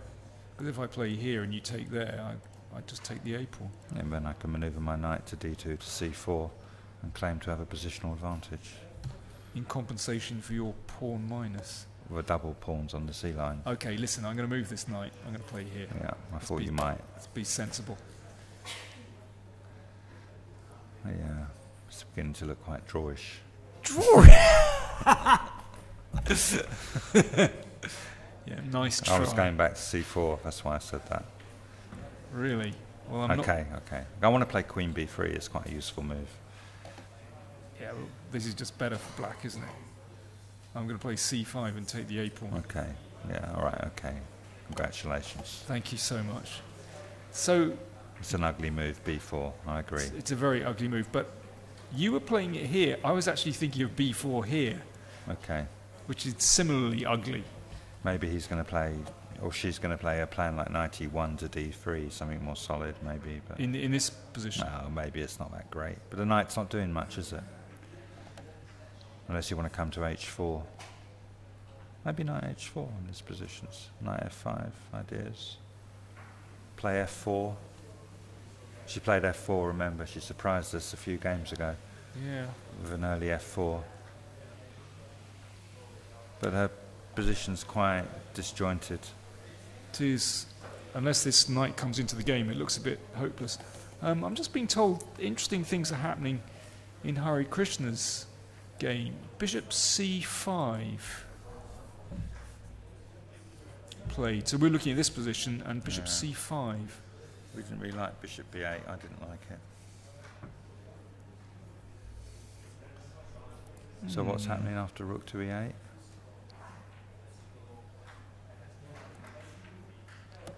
And what's happening after this?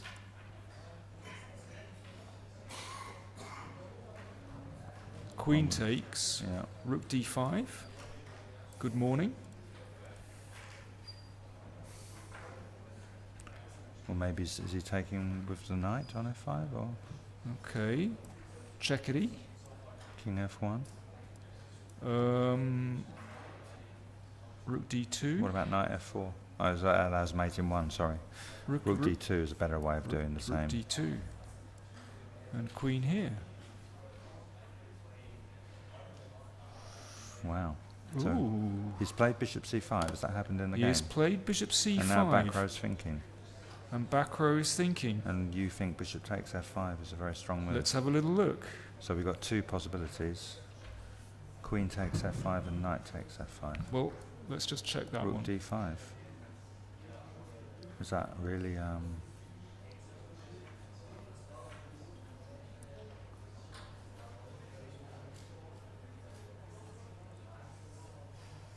It's a piece, isn't it? I can't see a move. Can't see a move either. You take here, and nothing. So this was bishop b8, tricky move. So knight f5. No, queen h2 check. Let's just check King this F1. one. So rook d2. What about Threatening f3? checkmate. Well, he has to play f3, I think. It looks dreadful. Knight f4 or Knight f4 allows mate. Oh, We've done that one. thank you. Yeah. And now Bishop h2. Bishop h2. No move. Threatening checkmate in 1. Pop, pop, pop. Was that really the end? He's just blundered. Unbelievable.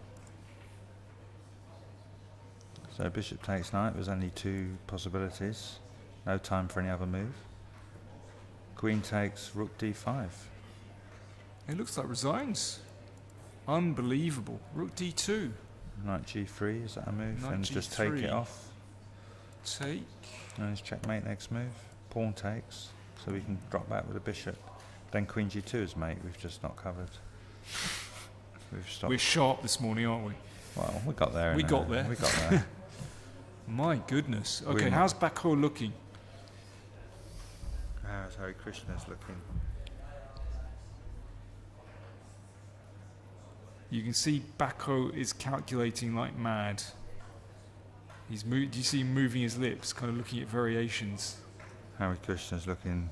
Well, he doesn't want to give everything away yet, does he? No, he's not going to get up from the board. He's going to. You think no? I think I would get up from the board. I wouldn't want to give off any negative energy. Really? Just walk around and hope he doesn't see it. But he's going to see it. He's played bishop b8 probably for this reason. I mean, this is true. He's just put the bishop on c5, which was unfortunate. Otherwise, he could recapture with a queen. Yeah. But, you know, it's part of... We were looking at bishop d4, weren't we? That was the move that... Bishop d4, we were looking at, where we thought was not... So bishop c5, bishop f5.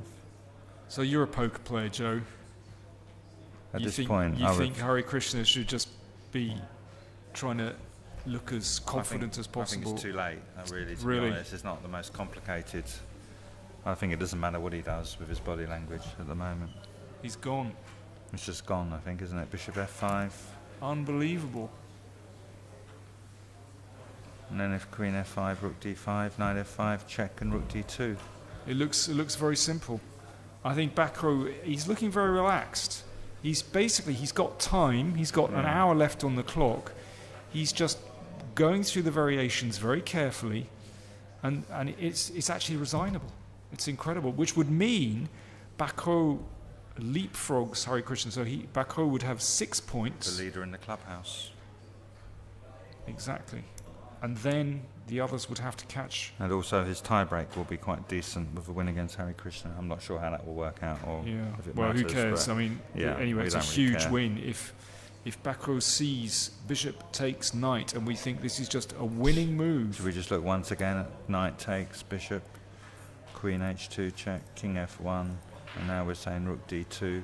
Covering e2. So we're threatening checkmate. And if pawn to f3, we saw queen h1 check, bishop g1, and now bishop h2. Unlike bishop h2. Better than bishop a7. Better than bishop a7, exactly. That's just, you can't block the diagonal, can you? Yeah. It looks absolutely crushing. There's no move here, we can't see a move. So rook d2, I think that's a winning move, and we saw... Knight g3, we just take it, and then we can't take back with a queen because of mate on h1, and taking back with a pawn allows mate on g2. Well, this is a shocker. This is an absolute shocker. We think Hare Krishna has blundered, and bishop takes knight looks like a very powerful... Well, it looks like a winning move to us. We should move on. Shall we take a short break there? We'll take 10 minutes break, and, well, we might actually have a result for you when we come back.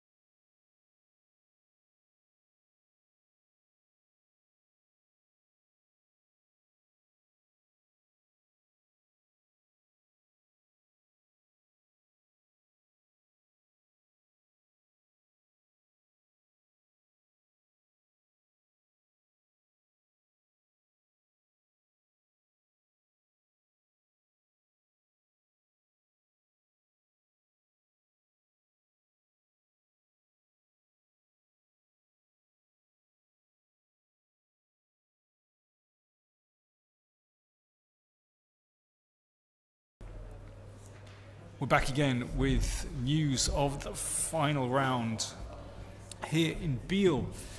And we have dramatic events in the game between Pintala Hari Krishna and Etienne Bakrot. This position on the board, well, let me go back one move. Hari Krishna played bishop c5, which is a blunder. And Bakrot, after thinking for a little bit, found the correct move. Bishop takes knight. If queen takes, then rook takes d5. Attacks bishop and queen. So Hari Krishna's played knight f5, allows a check, and Bakrot has found the best move, rook d2, threatening a mate. And now f4 from Hari Krishna, so that allows the bishop to come back. But this is utterly lost. Utterly lost. Yeah. Do you think, and we were talking earlier about morning games, this is a very unusual blunder from a player of Hari Krishna's calibre. Bishop c5. I mean, he had many moves. Position looked slightly favourable for him. If it was only because the bishop was on c5 that he had this problem, because of rook d5. Any other square, it Bishop d4 perhaps was slightly better for white. I'm not sure. We didn't look in detail at the position, but to make a blunder is quite shocking in a critical last round game. A blunder like this. Yeah. But now we had a quick look at this position and we don't see any defence. Just check, and then we thought maybe h5 or bishop a7. Point is, we need to, I mean, we want to bring our knight in the game on g6. We've got to deflect from this threat of queen takes g7 mate if we move it. We'd start with this one if we bishop wanted. a7. So if he plays knight d4. Now, we can play knight takes f4. And if queen takes knight, queen takes g2, checkmate. Just for example. It's utterly lost. I've just seen Bakrot has actually played h5, which we think is... Yeah, we thought this is the move we thought was the most accurate. Or not most accurate, but it's the move we looked at, really. And now he has to keep his queen defending g2. This has happened. It's gone h5. And queen to f3. And now we think check. Check. Bishop g1. And now bishop a7. Or bishop f4 or knight f4. Let's bishop go. a7 seemed quite convincing, because if the knight moves back from f5, we have to move knight h4. Yep. And it's game over. So, for example, queen g3, I think we can just take here, can't we? We can even play a move like knight f5. Knight f5 also looks winning, just taking here. Yeah. I'm brutal. I want to take it. All right. No, whatever. I think we'll it looks over. It's gone completely. Yeah, I think it's checkmate. It's not. There's not even a way to kind of limp on into some endgame. That's... Well, he can maybe block with a rook. That was only sort of, you know, after bishop a7, he has to play rook e3. I think that was the only move that didn't take. And then knight takes, and then wow. knight h4 again. Or he's defending g2 now with the knight, so he's exchanged down with a dreadful position. Rook e8, perhaps threatening to take on e3. Just bring everyone to the party. It's just completely over. He's the exchange up for nothing, no pawns, with a huge attack. I would say Hari Krishna could resign here with a clear conscience. He'll probably try rook e3, just play a few moves. You don't think so? You predict resignation? I predict resignation. Bishop a7 is on the board. Well, I mean, this was basically a complete gift for Bakrot. Yeah. And very unfortunate for Hari Krishna, who, well, up to this moment, I think has played an excellent tournament. Yeah, well, he lived dangerously in the early rounds a couple of times. He was like, against Leko, he was, you know, he saved some bad positions. So maybe in some ways it's payback. for the positions. It's a bit harsh, I agree. A bit harsh because I felt... Yeah, he played good chess. You could feel he's, you know... He worked very hard to save those games, and I think... Yeah, I think he's just about... He's signing the score sheet. Looks to me like he's... Yeah. Well, I don't know. I think he's about to resign. No, very unfortunate. He's a very...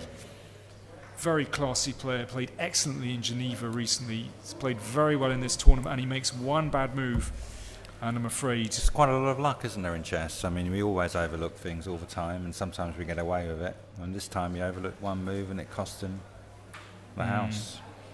Cost him the tournament. So, assuming he loses this, he would finish with 5.5, and Bakrot would leap over him to 6 points. As you said earlier, Joe, the first in the clubhouse. The leader in the clubhouse. The leader in the clubhouse. A nice position to be in. Actually, he's played Rook E3. Okay. There we see the standings. Hare Krishna and Hou Yifan on 5.5. He's played Rook E3. Okay. So that's the position on the board. This is not a joyous move by any means.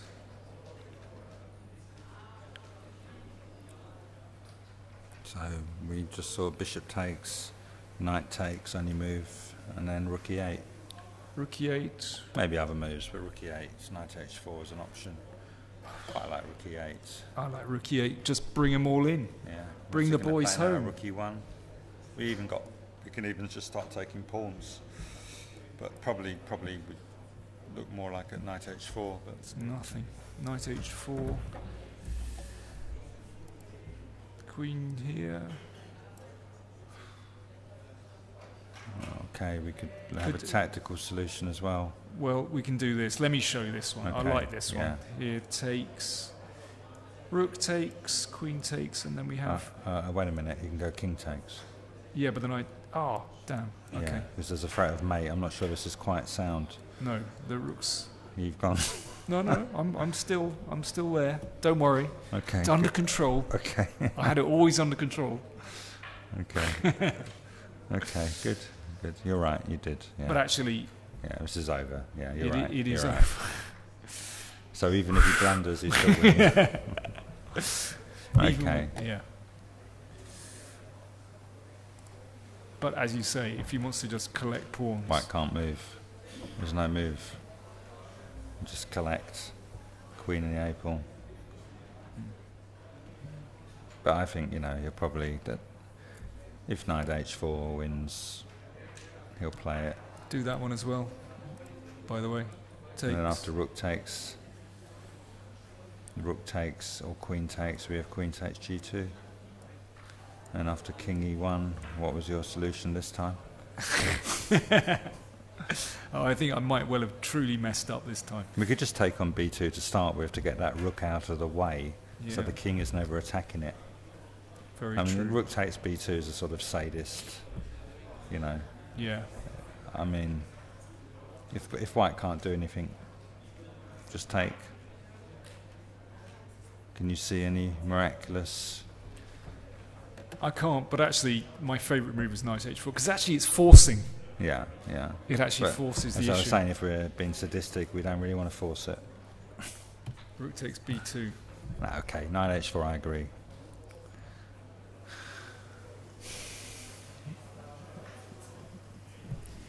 It is completely over. Bakrot's thinking about these two choices. It's a very pleasant choice. He hasn't taken on e3 yet, but he could, maybe I suppose he could start with knight h4. And if knight takes, then that's not a good idea. That's not a good idea, is it?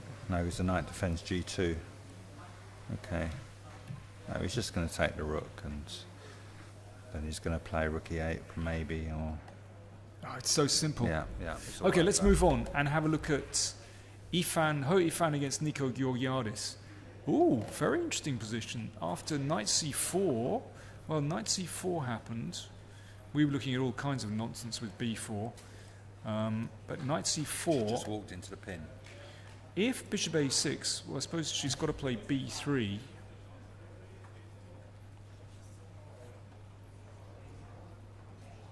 No, maybe she's just going to duck out of the way or bring the knight round. So, but Nico didn't do that. Just so. That, sorry. Oh yeah, okay. I was just wondering. Okay, that's fine. Sorry, I won't say what I was talking. Well, we better rattle on with the game. Yeah. It went bishop e7, bishop e3. So now, if knight takes e4, bishop to b6. So then bishop a6, and now she's taken on c5. I would say that with a huge sense of relief. Yeah, absolutely. Because I don't think white shouldn't have any difficulties after that. Now, how can I duck out of this pin? I would like to play queen c3 in one move. I'm going to play it in 2 moves. Can I do this? Well, first of all, if the worst comes to the worst, I can just play b3 and move the queen. And then how much white is better in that position, I don't know. I'm quite surprised at these turn of events. I'm very surprised. But queen d3 and queen c3.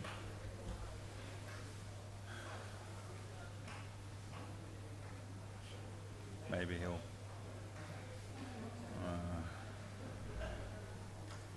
so rook d8, you just play queen c3. Yeah. And, I mean, it doesn't look good enough. I was looking at rook d4 ideas, of but course, it's not enough, is it, in this position? Just whip it off. And then you just take on a5. Yeah. So that's not good enough. Just better for white. So after queen d3, is this the position on the board? She's thinking here. Okay, so we like queen d3 to c3. And okay, then what if we... maybe the queen can come in to b4. I was just There's thinking... an e5 pawn though, is loose, yeah. isn't it, in many lines. Maybe she'll have to give that up to get open lines for the bishops. So castles. Castles. Queen c3. Maybe she's... I'm really surprised Nico has played like this. It looks to me like Yifan is now better. He's going to play a move like f5. Is that the plan? He's just going to try and blast it open. A randomizer. Just activate for his bishops, even though. Well, let's take. Yeah, I'm not overjoyed. Bishop f6 is maybe not good enough because he takes f5, and if bishop takes c4, it's check. Yeah. Just about holds it together. I was also looking at rook d7, of course. No, can't do it. Yeah. Rook d7, we can go queen takes d7. Yeah, can't do it yet. Yeah. No, you're right, of course. E takes. Well, maybe bishop f6 is not the best move. We got other moves. I'm not sure quite what, but if f takes e4, rook d7. It doesn't look like it's good enough to me. It just looks too slow. I'm just trying to find some sort of... No, of course. No, I understand. But actually, I think Yifan has it under control now. Well, this could be a golden opportunity for her with... well, we're assuming Hare Krishna is about to lose. Let's just catch up on that game again.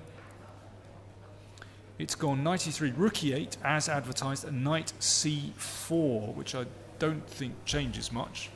Knight h4. Maybe you're going to get a position with your queen trapped in the corner. Let's have a look. Maybe this could be interesting. The queen not coming out. Now white's just winning. Maybe a draw. Really? Well, really? Yeah.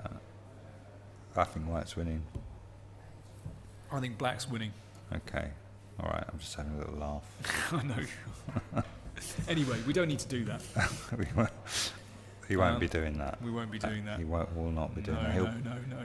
Well, he'll just play a rook to maybe rook e2. C2, e2. Which one do you want? C2 is a decent square.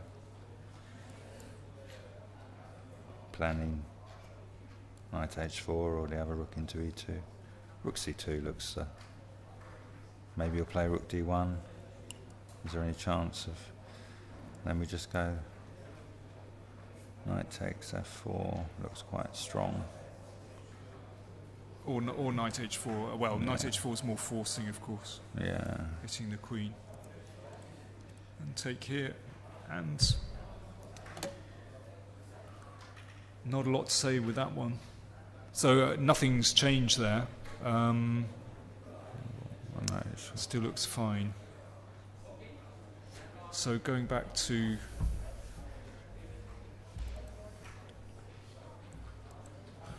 Yifan against Georgiadis, and we like Queen D3 to C3. I do like Queen D3. Yeah. If Black is ever forced to play Bishop C4, then position's virtually lost.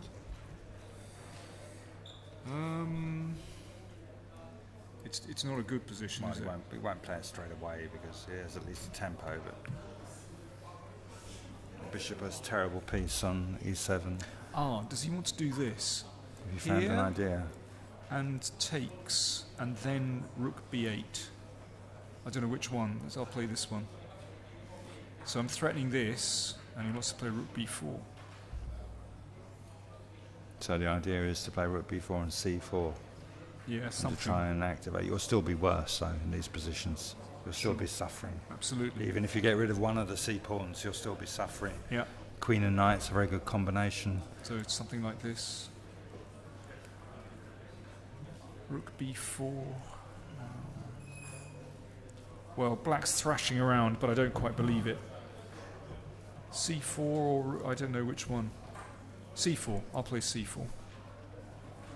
A3 looks like a good move. Perhaps. Let's go over to Krishna against Bakrot. Yep, he's resigned. I'm afraid it is all over for Krishna. He's left very quickly. Yeah. Without setting up the pieces. You know. I don't think we're going to be seeing him here. We'll be seeing him here later. Don't blame him. No, it's a bit of a sad end to the tournament. Yeah. Yep, so I can mark that one down.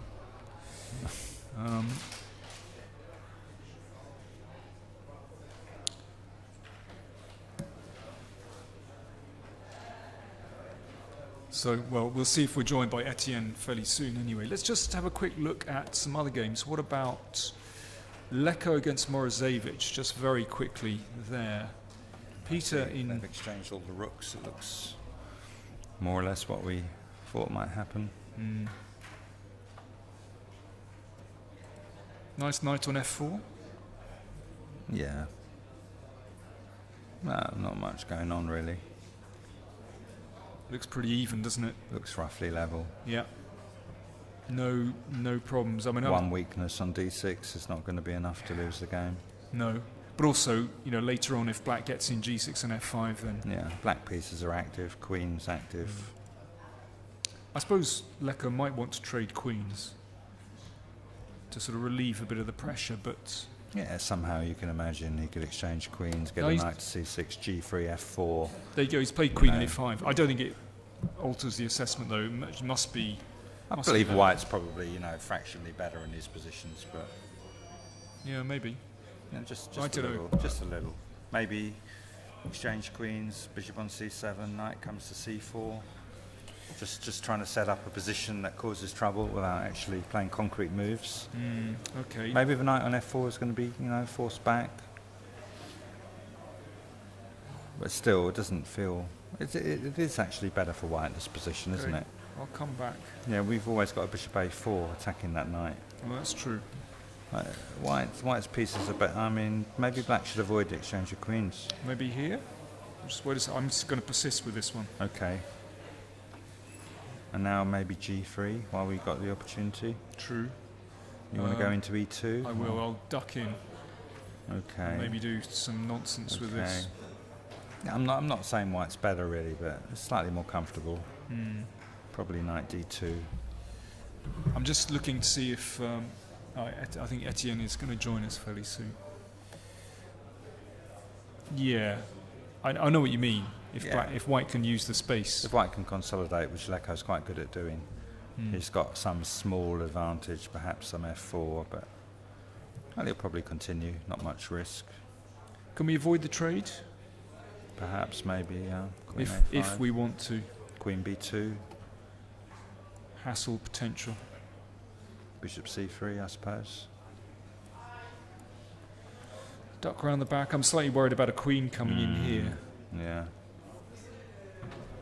So, Queen D8, and then you want to start sacrificing. I think we're joined by Etienne. So we'll just cross back over. Congratulations.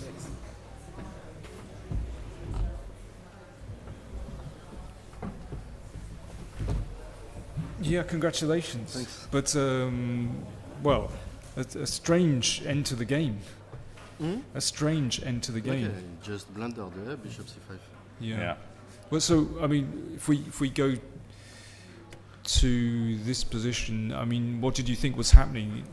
Actually, how did you assess the position? I don't know, but I tried to keep the pieces. I mean, I was lucky to get this opening because, somehow I knew this. Yeah. Oh, you've played this before. No, but I had this position after queen c7. It should be equal, probably knight e4. I don't know. But also what he played looks normal. Not so easy to play for white. Yeah. I mean, I was happy to have this, that I can play a little. But, yeah. And here I just try to keep, because if I go rook e8, it will be some bishop e3, so... I don't know what computer says here. We didn't look We at don't the know what the computer, computer so says. we thought that. No, but here, after Bishop G5 or I H4. think queen g4, bishop e3. Here I have no choice. If I want to have chance, I play bishop b8. Yeah, bishop takes e3 is probably. Okay, I'm lucky that something like bishop c4, I got c5. Okay, we didn't look at this. Yeah, because bishop g7, bishop take f5. Oh, okay. Where I win. So probably rook a1. Do you win that position after queen takes and knight h5 check? Okay, I don't know, but yes, I think I win. Okay, all right, just one. And here, actually, I thought bishop c5, I have rook f8 and all under control. When he played, I say, oh, maybe I got this trick, but... Yeah. Okay, we didn't. I mean, we didn't see c5. I Bishop mean, it's d4. pleasant for me to have this anyway, because I have play, I have two bishop, some attack, I don't know. Probably white, maybe white is fine with rook a1. Because more or less, what's the worst can happen that I go queen c8, queen take g6 to have this endgame. I don't know. And a4 maybe could be weak. Something like this, yeah. Okay, black is better, but not much. Just it's little two bishops because black squares are. But I didn't calculate so big after bishop b8. Just I keep position. Right. So and I here, mean, bishop c5 is blunder because take. I got rook d5, and I'm just in time. I have the check always. That's nice to have this check, yeah? Yeah, very nice. Yep. So knight f5. Okay. Yeah. Here it's just it's winning. the end. Yeah. So I'm just curious. After bishop e3, well, bishop b8 is obviously the correct move. But I mean, how did you assess this position? Did you think? Okay, I cannot be better already. Yeah. It's just equal. Right. Maybe I need to play 1-2 correct move. Yeah, exactly. Okay, so that's roughly so what we bishop thought. b8 is very easy to play. Yeah. No, of course we completely overlooked c5. Yeah. When I saw c5, then you were happy. Yeah. Yeah. Then I knew that I need to play. Yeah. Let's just see that again. So bishop c. Bishop g7, bishop f5. And then queen f5, king g7. Yeah, queen f5. Knight h5 check.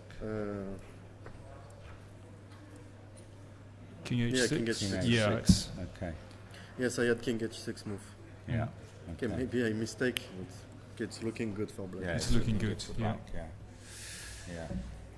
Okay, give me your impression of this game. How do you assess that position? I don't know what is better for me. So, okay, I hope. rook d2 castles. Well, you hope that Hou Yifan does not win. Yes, first I hope she doesn't win because then. Yeah. But then I don't know. Then I will assess. Yeah, best for me. We'll be quite surprised if black manages to win this one. No, How- white is slightly better. But You think only slightly? okay, two bishops. Two knights, I would Two say. nights. Two very pleasant nights. Yes, white is better, but it didn't before. It looked good for black, no? Yeah, it did look good for It black. did look quite We good for thought black. it was very nice for black. Why not to move the knight? Yeah, but maybe in this. Probably knight c5 was a mistake. Well, no, What? probably in this position, No, knight c5 we thought was okay. Okay, probably you can start h6. No. Well, we thought he was doing fine actually, but in this position, bishop back to d2. Yeah, keep going. And now knight c4. Yeah, we thought bishop a6 straight away. We thought this offered nice chances. Just bishop a6. So b3, and now bishop b7. Yeah. And just play. Yeah, and if bishop e3, just knight e6. Yes. Just, well, something like, anyway. I thought Leko was absolutely fine. And now, well. Yes, I didn't see it so bad for me. Oh, we thought queen d3 instead of rook d2 was a good move, but okay, this is another option. So rook d1, this is on the board. Okay, that's interesting. Okay, it should be... I still prefer this queen d3 to c3 idea. Yeah, instead of rook d2, we were looking at queen d3 just to come to c3 to force. Okay, why not? Play a4, b3. Yeah. I mean, she played good. Yeah. Now rook d8. Yeah. You think it's better? Okay, why not just to play a4? a4, b3. Okay, the endgame will be winning.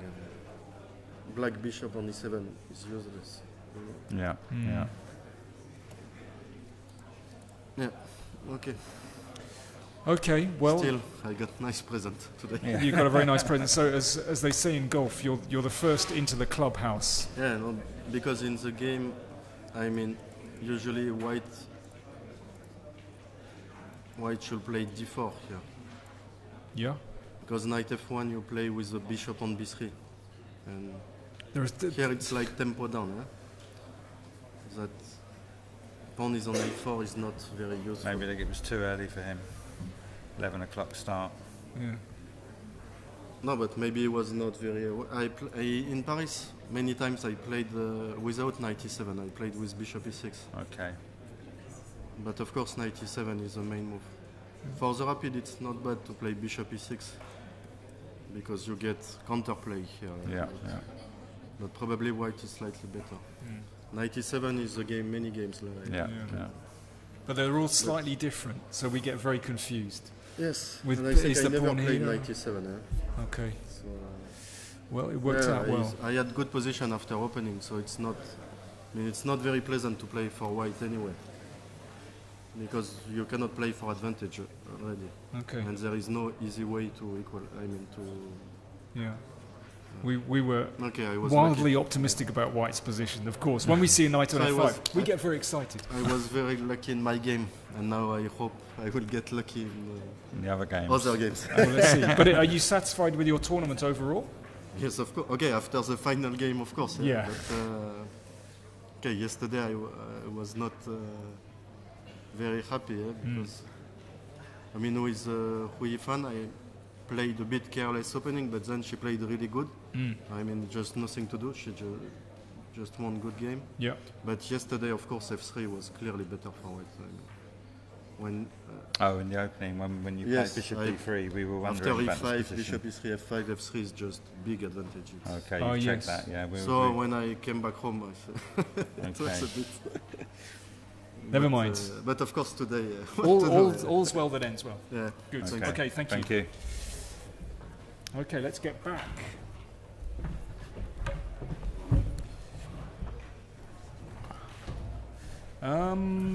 Maybe let's catch up on the other boards. So we can see that Yifan has, well, I think a clear advantage. I think we're clear about that.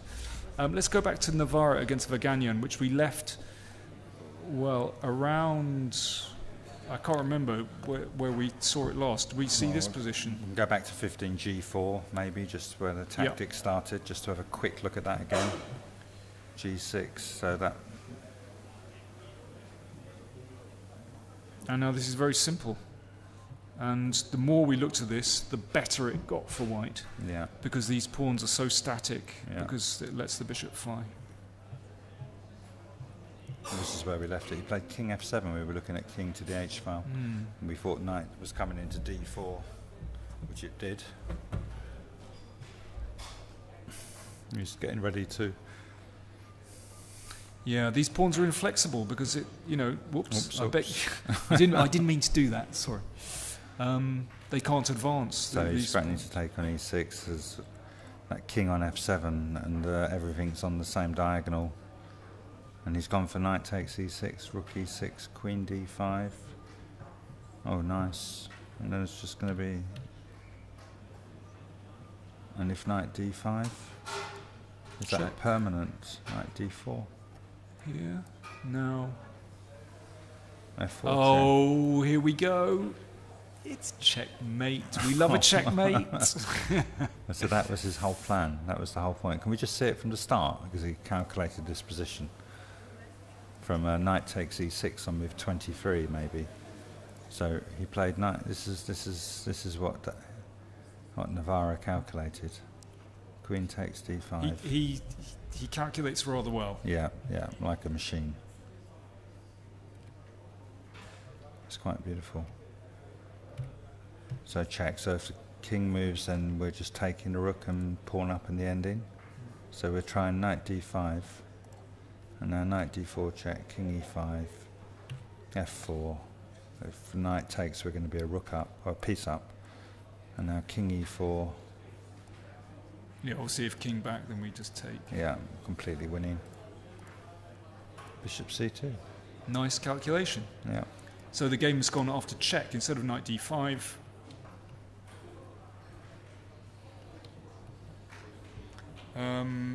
So he's a pawn up. Clear win. Should be a win, yeah. It's a winning position. Still not, maybe, black will draw this position 20% of the time. 20%. If he's lucky. Maybe less against Navara. Against me, he'd probably draw it 40% of the time. Against you, 30%. Cheers. Well, I think the problem is that black has zero counterplay. Yeah. And They're- exchange of either minor piece is not going to hurt white. Any combination of minor pieces will be good for him. Yeah, I mean, we're getting ready to launch on the queen side, and then these pawns are split, which also doesn't help. But still, it's just a pawn. Should be winning, but sometimes his positions end in a draw somehow, some tricks. But not so often in top level chess. No, should be win. I mean, I expect he's moving the king over in order to play c5 in order to cover the d5 square. I know it looks a bit ugly. Maybe we have to throw the bishop out first and then play king d4. And I mean, of course, we can advance the pawn first. Oh, you could also play plans like bishop g7 and bishop h6 to try and exchange. I'm not sure you do that. Bring it I'd like round. to keep, but just to play knight f4.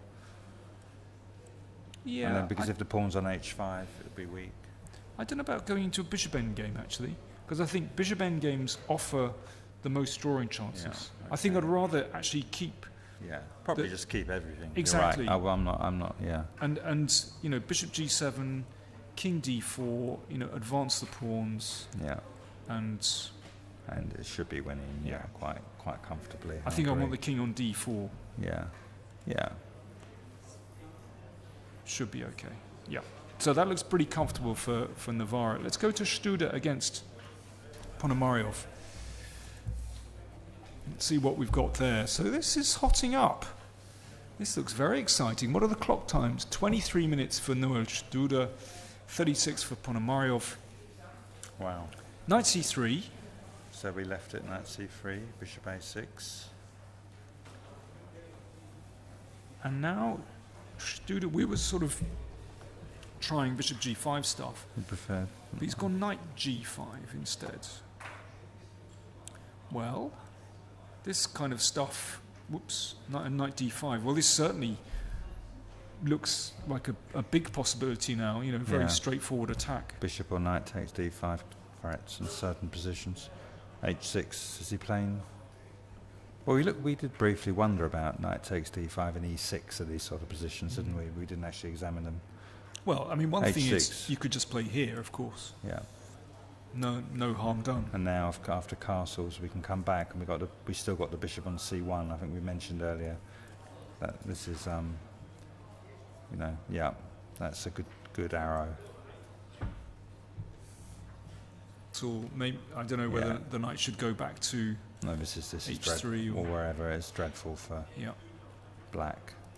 So H6 just looks really dodgy anyway. I'm also looking. Could be all sorts of sacrifices. Yeah, I'm looking at. I don't know. Or I sacrifice 2 pieces, 3 pieces.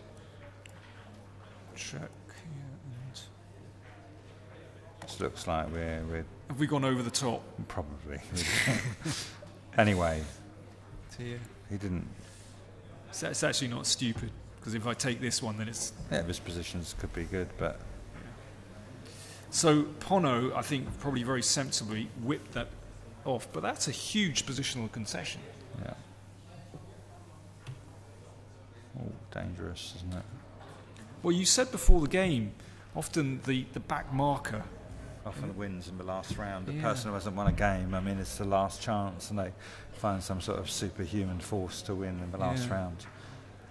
We don't know yet what exactly is going on in this position, but it looks like the best position Struder's had for 8 rounds. It makes me think of those teams in the Premiership, in the Football League, that get relegated with sort of 2 or 3 games to go, and then, in those final couple of games, suddenly beat the league leaders.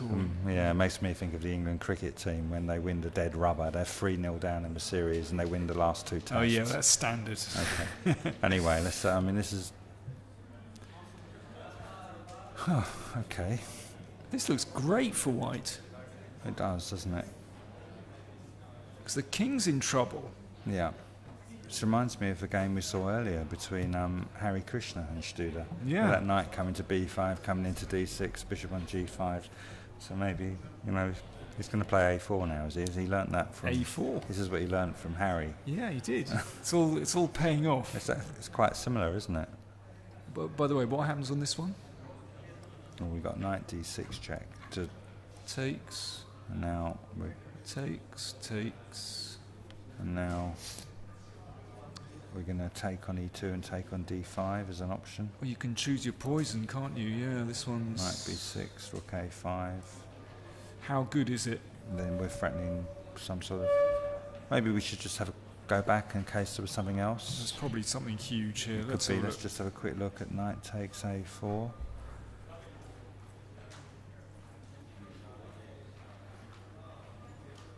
I think you've got to give a check. I don't see another move. Yeah. So check takes. No, we should slow down here. He takes d6 looks correct. No, we can take either minor piece. Yeah. I think if rook takes a4, he's going to play bishop c4. Take on a5. Can we just look at the one we looked at, as I thought that final position was very good after rook a5, because we've got rook b5 ideas and bishop takes d5 maybe. The material is even, so he can play rook c1 to force us back. There's 2 bishops against 2 knights. Maybe we need this block. Thing is, actually we're forced back, but when our king goes to g2, that bishop's going to be very well placed. We also, I'd like to point out this move. Sorry. Oh well, we arrive fresh in his position. Sometimes we do silly things. Just trying to. So he can't do that. Good point. Yeah. Only took me about a minute to spot it. Yeah, well done. So what about castles? Okay. First reaction's rook b5. Yeah. Just to be a pawn up. Well, first of all, I'm going to lock that in there, and then I'm going to take. And I would suggest that is very close to winning, isn't it? Okay, yeah. Unless there's... Oh, can we play some nonsense here? Knight back. Shouldn't have locked it in. Rook b7...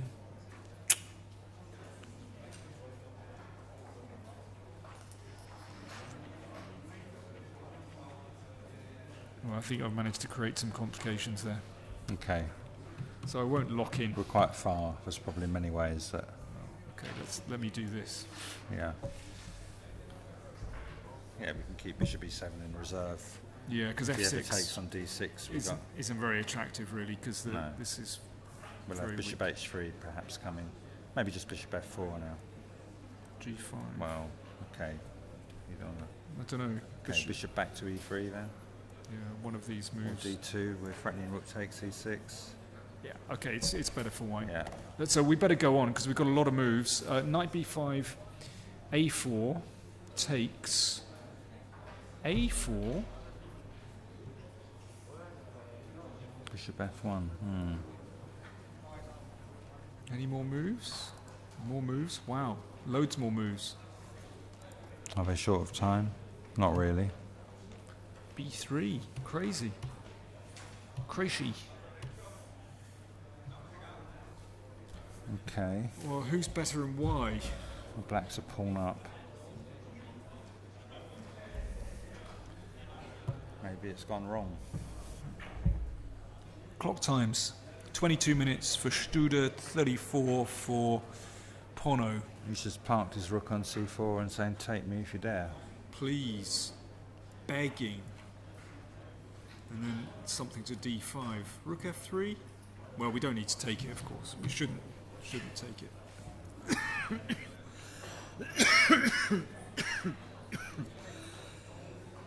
Rook f3. It's got to be the move. Looks like the right move. His last move was at king d7. Yeah, rook f8. Yeah. Now what?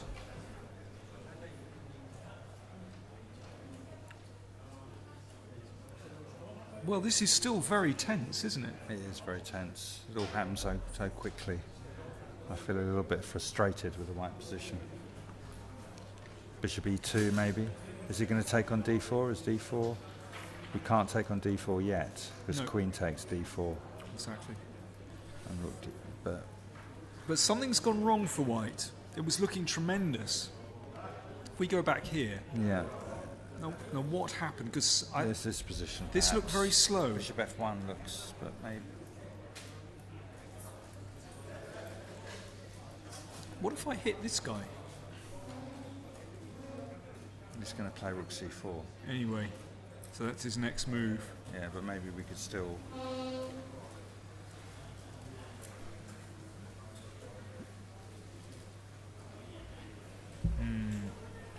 I think Pono has come up with some kind of decent idea. Well, okay, what happens if I start attacking? What if I play this? Bishop f3. Yeah. I'm just going to take a pawn. Yeah. Well, of course, g6 gives me Yeah. Or g6. something to do. So perhaps he might. Maybe that's maybe what he has to do. Yeah. Might They not do be that that bad. sometimes in the French Yeah. type positions, because if he doesn't play g6, well, he might. I don't know if he's going to play rook c4 after bishop f3. Yeah. Maybe not g6. No, it's possible. He's got some sort of counterplay now. Somehow the white pieces are slightly restricted. Okay, let's just go back a bit. So, somewhere around here. To be honest, I quite like playing rook c1 and exchanging that rook, even if it gives black big pawns. If he takes back with the pawn on c4, we can push d5 and try and. So the position we looked at just. Yeah, but maybe here, straight away. Yeah, here as well. Yeah. Yeah, rook c1. To me, that's very logical because Yeah. he's surely black isn't going to castle on the king side. I mean, then there's the attack just happens. Yeah. Well, he has to get out of the way of the. Where's he going to put the queen? Let's say b7. Maybe there was. Well, now bishop f1. Now he's going to play knight c4.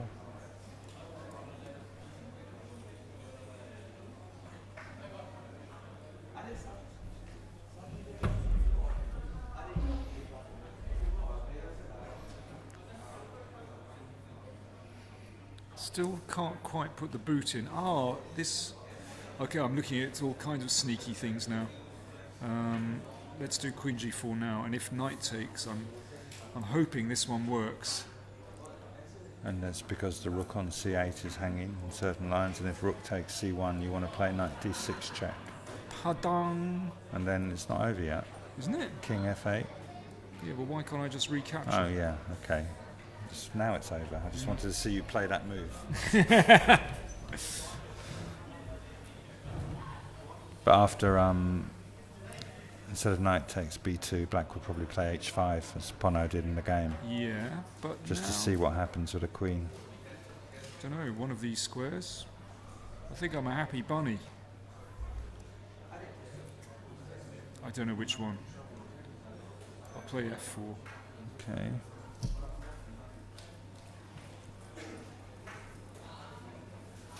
I don't know why f4, but anyway.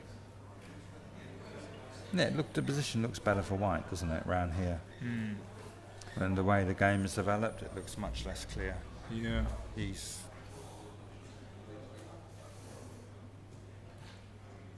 Okay. I think I think Studer overlooked this idea of... Rook c4 and the blockade, he can't play b3 and... But, well, Okay. it's still very complicated. And, well, that's the position on the board. Studer hasn't moved yet. We're not writing Studer's position off. We're just saying black seems to have found his feet. Yeah, we thought white had a very good position, now we're not sure.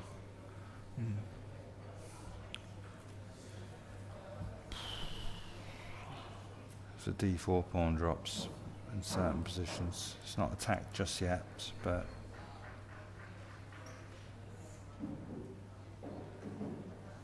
wow, it's a very sharp position. Okay, how do we get somewhere?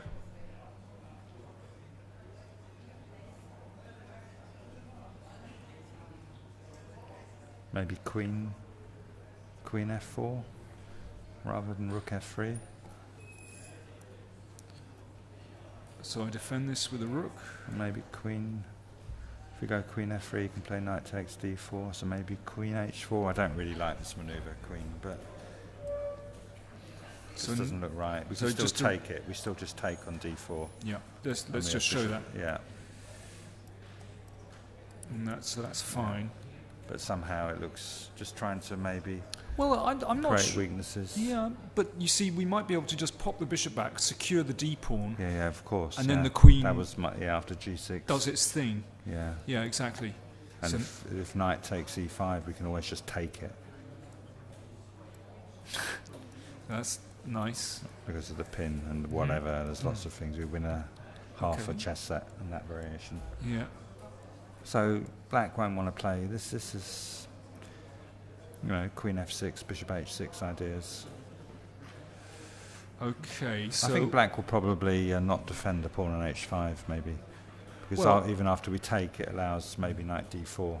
If we go back just 2 moves yeah, after here, this position, I think you black think will there's something probably, more active? I think black will find a better move than g6 in this position. I was wondering about this one now, actually. Oh, wow. Oh, maybe that's too much because, yeah, the queen immediately threatens here after I take. Okay, I want to remove this blockade. So if I play here, So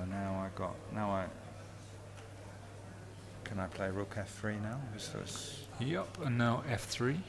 Sorry, b3. okay, I'm just gonna let's just get on with the game. Queen takes h5. Maybe I should have played g6. Yeah, because that's immediately. Yeah, it's a bit awkward. You can also actually you can take on a5 and take here. That's another. Yeah, that's good. Yeah. That's good as well. Yeah, it's quite hard for black to move, isn't it, in this position? Tricky. Studer Interesting. now down to 14 minutes for 12 moves, so that's a little bit nervy, nerve jangling. Very tough position. Very Let's tough. move on. Let's move on to Peter Leko against Alexander Morozevich.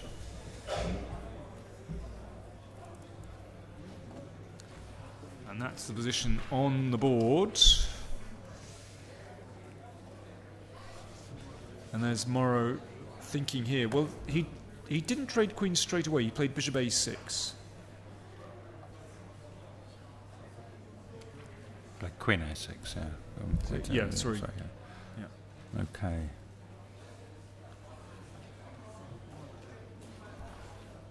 Well, Leko will be looking to Exchange the white square bishops, yeah. Positional, his bad bishop.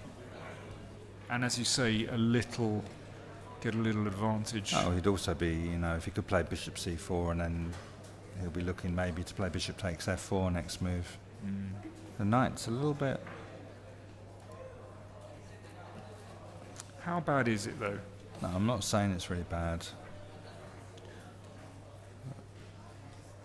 Maybe it's time to move that knight from f4 before Okay, it I'm gets stuck. going to trade some pieces. Okay, that's like a good idea. So let's take the knight and play bishop c4. Okay, take. And then I'll play knight takes c4. Now I've got to watch out for this, so I play back And here. I'll go bishop b4. And now then if this feels unpleasant. Then I play f5. Okay. Now I probably... This is a little bit unpleasant, I must admit, because the thing is, what I wanted to do was bring the king here, but you can't because of knight e5. Can't actually move. I think that's the dream position for white, actually.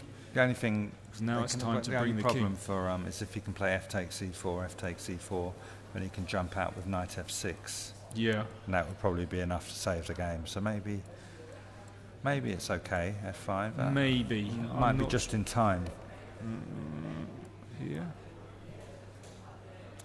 But I think this is the absolute best that white can get. Yeah, so if we play a move like knight f6, then we're just... If I take. Ah, David is here. Oh, hello. Oh, here we go. We have a result. There we go. We'll do take a seat. Okay, thank you very much. Okay, good afternoon. Today I played a good game until up to a certain point, but then I spoiled it again. And okay. You didn't spoil anything. Not everything, fortunately, but okay. The idea of h3 is not mine. I would like to thank you. No, thank you. I'm sorry, I'm just tired. I would like to thank a friend who has shown me this idea because it's very tricky. Because normally white plays something like rook e1, and bishop d3 is one of the options. Now bishop g4 fails to bishop takes h7. So black plays h6, white plays h3, knight f5. And okay, there is such a line, rook d8 to protect the d5 pawn. And now, as far as I can remember, g6 is the move. There are various options for white, but the point is that black plays b6 to harass white's queen. Okay, it's not clear. White has chances for a slight advantage, but okay, it's a theory. And okay, I played h3 instead. And the point is that I spared this move, rook e1. Oh, okay. So, that's the subtlety. Yes, I had to play h3 first to prevent bishop g4, because now it could eventually work. I wonder why it doesn't work now, because the d5 pawn is not hanging, but there must be some reason, maybe some queen d4 move, queen takes g7 perhaps. Okay, so I will just show it. It's a nice variation. But there might be king d7. So I don't know what's the point, basically. You can't play rook g8, of course. I would need to think about it a bit longer. Okay. Okay, so let's see the game. I mean, okay, so I played h3, bishop d3. If black plays knight b4, I can just step back and play knight d4, c3 then, and bishop g5 perhaps. Okay, so h6 is fine. Okay, if black plays bishop f5, I can just take it or even ignore it. Okay, and now knight h4 loses a pawn because I just take the pawn and take on d5. But if black goes back, he will remain slightly worse. And if he plays queen d7, I suppose there might be a move like king h1, threatening to take the pawn. But first bishop d2. Bishop d2 first to prevent knight b4. And So you're always a little bit better here. I hope so. Yeah. Maybe bishop e3 is the move here to play bishop c5 later on, but it should be very slightly better. But actually, after the exchange, the knight on f5 sometimes looks a little misplaced, Yes. actually. Okay, I can also let black exchange the bishops himself. So I don't know which is better. Okay, so you got this nice setup with bishop c2 and Yes, queen d3. and here Grandmaster Vaganian realized that he confused something because now he cannot play queen f6 because of this. And if he plays bishop c7, I just have queen d3 and I am a tempo up compared to that line. So this is, because you haven't played rook e1, this is very subtle. Yes. We're learning a lot. This is good. Yes, I don't even know what's the correct reaction to a5. I don't remember if it's queen d3, a4, knight d4, when black can take and play g6, or if it's a4 first, queen d3, and eventually rook d1 later on. I don't remember it, to be honest. So bishop e6, and this felt wrong because if black could play like this, it would just be fine, and I hoped it was not. So I played g4. Now queen g6 fails to a nice move, queen d1 back, That's pretty. creating a threat here, and black is losing material after something like this, for example, or king h1. So g6 was the move. And now I played rook e1. Now black cannot play knight h4 because of rook takes e6, and it's over. There is mate on h7. So black had to play rook e8 or something. King h8 fails to queen d2 because now the knight cannot step back because of the check on h6. So rook e8. I expected black to play the other rook on e8, but it's similar. It's also significantly better for white. We thought this was just very, very good for you. Yes, but I misplayed it later on because I miscalculated quite simply, quite painfully. I mean, okay, now queen g6 should not really work because I have some ideas like bishop d1 and I calculated some crazy lines like this, but it should not really work. Even f4 could be a decent move followed by something, but okay, I think I can just I can just take it as far as I can see.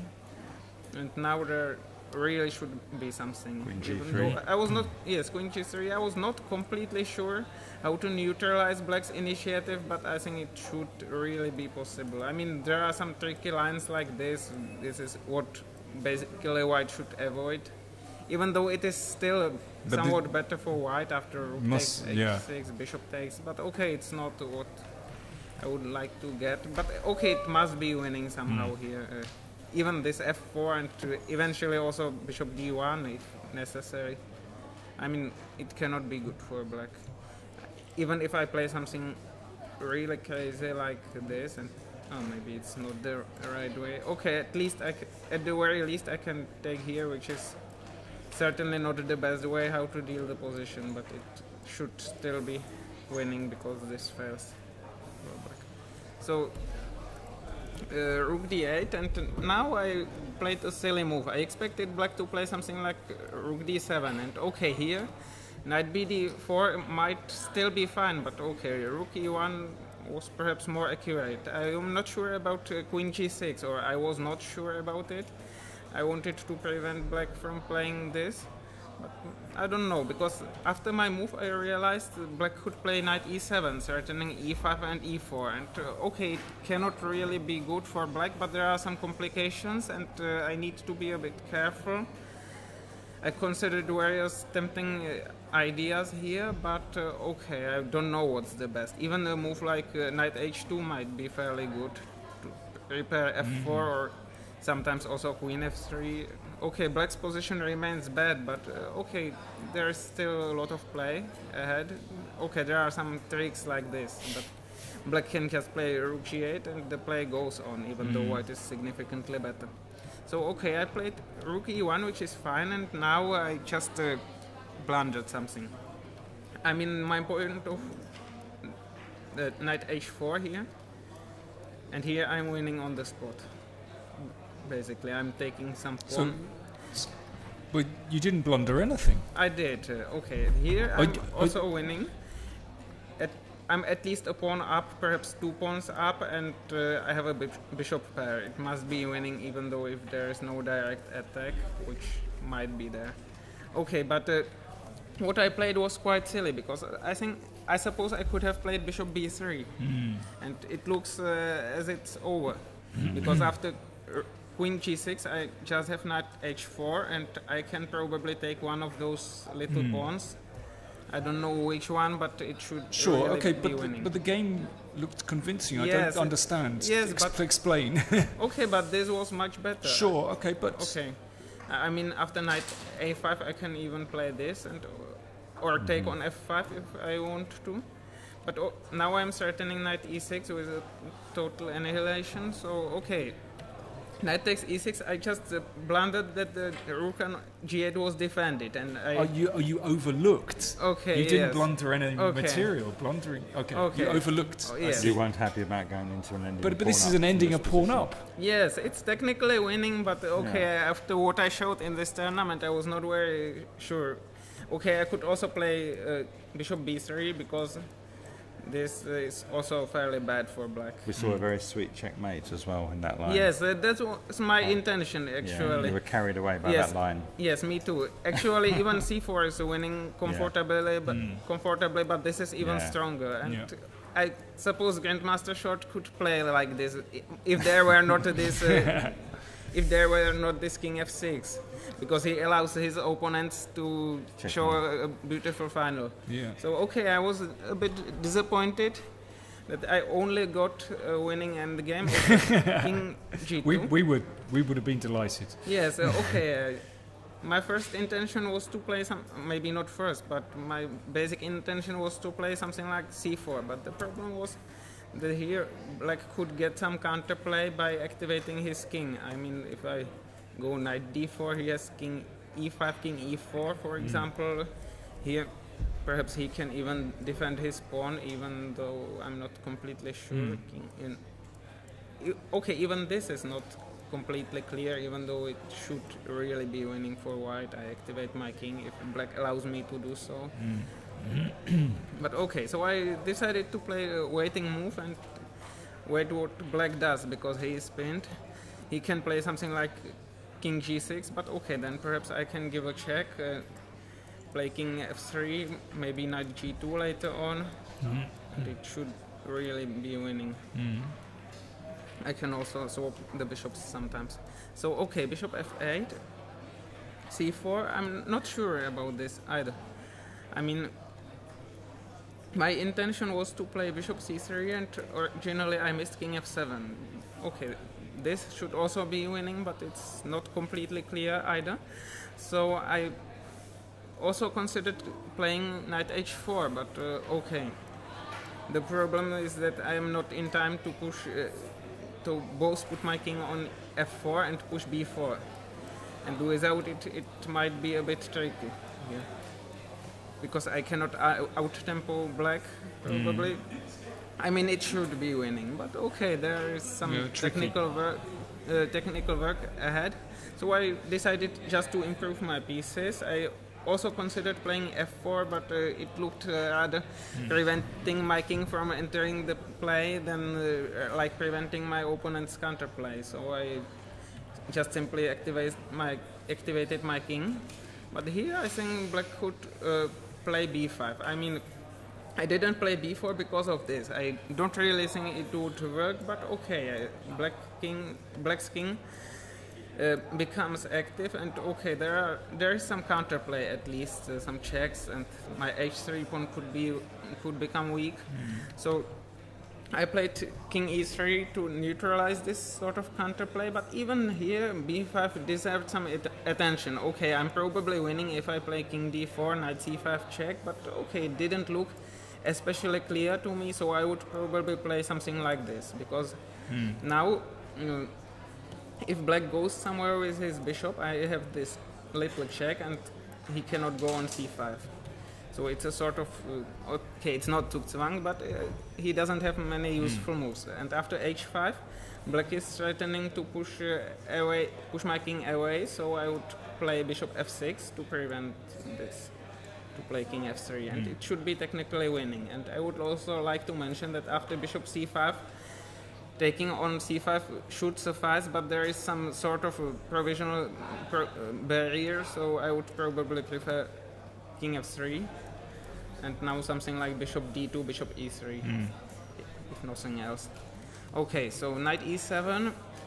Now it became easy, because after h5, first I can give a check and penetrate with my king, or attack the pawn after king f7, bishop c3, and second I can even play bishop f8, which is probably even cleaner solution. So now white's pieces became very active, and it's basically over. Okay, so... Well, okay. A few technical details, but actually it looks to me like you had everything under control. So I think a very nice game, actually. Okay, thank you. Don't be so hard on yourself. So how do you feel about your tournament? You finished with, hang on, 4 points, 4 out of 9. Yes. Well... Okay, I'm not happy about the way how I played, of course. Yeah. But okay, I mean, there will be another tournaments, and hopefully I will take a lesson from it. I didn't prepare for the tournament in advance because I was busy with another issues. Basically, like finishing some very slight book, small one, but still it took me some time. And okay, I also had other work. Basically, I didn't follow the recent theory. I haven't followed the recent theory very much and paid for it, especially in my Black Sicilian games. Okay,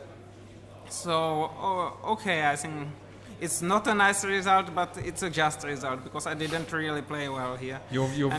That's very objective. Yes, I hope to play better next time. Okay. And okay, I would like to say that Grandmaster Vaganian probably lacked practice, because nowadays it's very hard to play successfully without knowing the opening theory really well. And okay, he had been away from big competitions for some time, and then it's hard to keep up with the others, because he's a great player, but okay, it's hard to play without practice, and it's told. Yeah. Well, anyway, we always enjoy your contributions and your style of play as well. Where are you playing next? I was invited to St. Louis to play Rapid and Blitz event. Here. I was very surprised when I received the invitation. So I would like to thank the organizers for providing me with this opportunity, because I don't really play often in top events. I mean, in really elite events where top 10 players are participating. Oh, so you're going to St. Louis after this? Yes. Fantastic. Okay, well, that's very exciting. So in how many days' time? Okay, I'm leaving on the 11th, so I will still go for a short holiday, and hopefully I will play there better than here. Well, as I said, we always enjoy your contributions here and your style of play. So I hope that it clicks for you in St. Louis. Anyway, thank you very much, David. You are welcome. Goodbye. Bye. Thank you for the attention.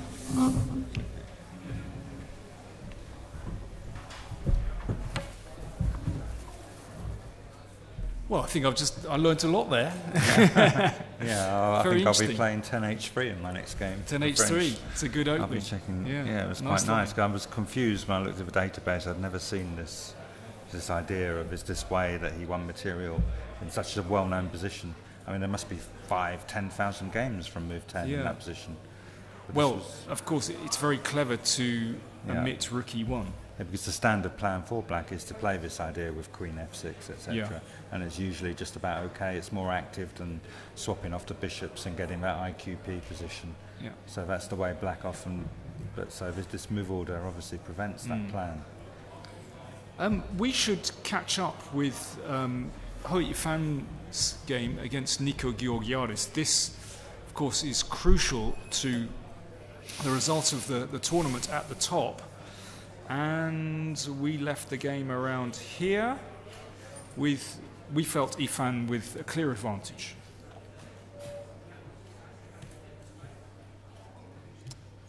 The rooks are off, a4, as Etienne wanted to play to fix this guy. b3, yeah, everything very solid. And Nico has just given the pawn on e5. I guess, well, f6 is legal, but... Just kills the bishop, absolutely stone dead. So, yeah, I mean, all kinds of things are possible there, actually. After f6, you can even go the other way, can't you? Yeah. So Nico has just allowed the pawn to be taken, but it does give his bishop something to do. And that's the position on the board. But there's no... I don't see any real threats for black here. Clock times. 19 minutes remaining for Hou Yifan. 3.5 minutes for Nico. So he's under the cosh here. And, well, I suppose... Looks lost, doesn't it? If white can just play g3, king Just g2... consolidate the king and then... Threatens take. Excuse me. Yeah. This looks one for... Grab some more water, please.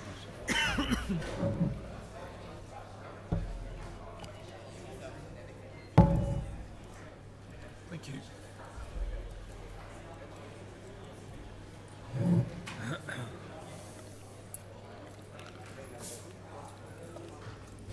Well, we've got to find something.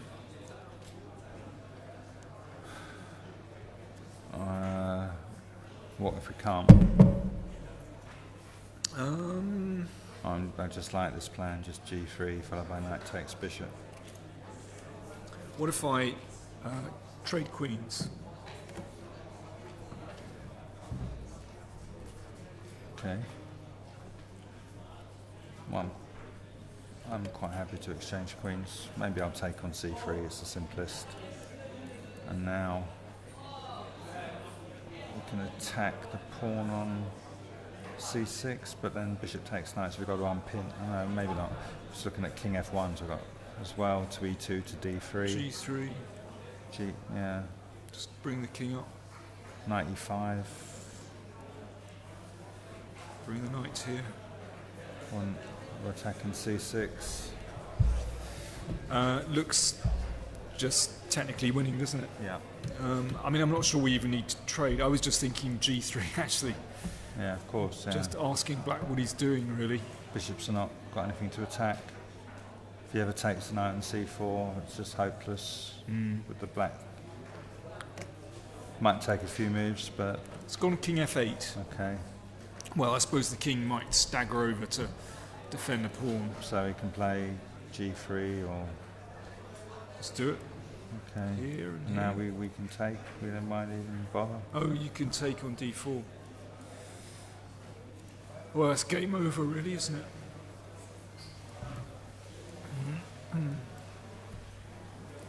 Maybe. There's no king and pawn ending. Bishop takes knight. Check. Oh, you want to do this? Just wondering. Maybe Help.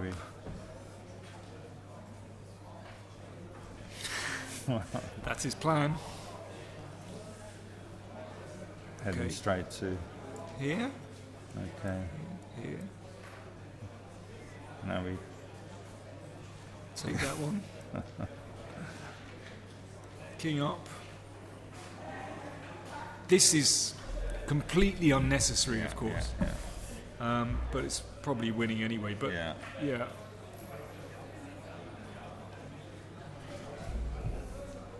Well, I can start with this. Just start with king g2. Yeah, I agree. The queen actually can't get in, can it? Yeah. Looks to us like Yifan is doing extremely well, and if she wins this game, then... She wins the tournament. Outright. Yep. First female player ever to win the tournament in Biel. 50th edition.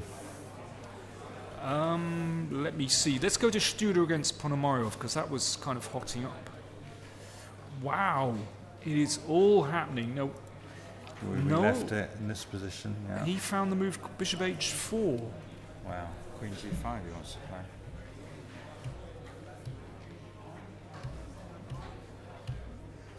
And now Queen B2. Golly, it's hard to take this one in, isn't it? Well, that's at least giving White some serious counterplay. Oh, Black's decided to concentrate on Queen in the B pawn, I imagine. He's willing to give up his whole king side in order to get that pawn rolling. Yeah. Also the White. Oh. D4 pawn is 4.5 minutes for Noel, 22 minutes for Ponomariov. That is tricky, of course, and still 7 moves to go. so it's Black to play here. Yeah. Bishop on H4. Well, it could fly back in the game at some opportune moment. Okay, let me play B3. B3 Pass, looks like the pass move pawn to should be start with. pushed. And he's going to play Rook F3, attacking the pawn. Ah. So simple. Well, we can defend it with Knight takes D4. Now we have no longer. We still have Queen takes D4. And then if Rook takes D4 takes, Knight takes B5, Rook takes B3. And we have an ending with equal material, but advantage probably to Black. Maybe not, because he can't. He's got. The knight's really bad. He's got Rook D1 check and Knight D4. Right. Yeah. And then Knight F5 perhaps. Looks better for Black, but often when all the pawns are on the same side, the knight is better than the bishop. Now we can just probably play King.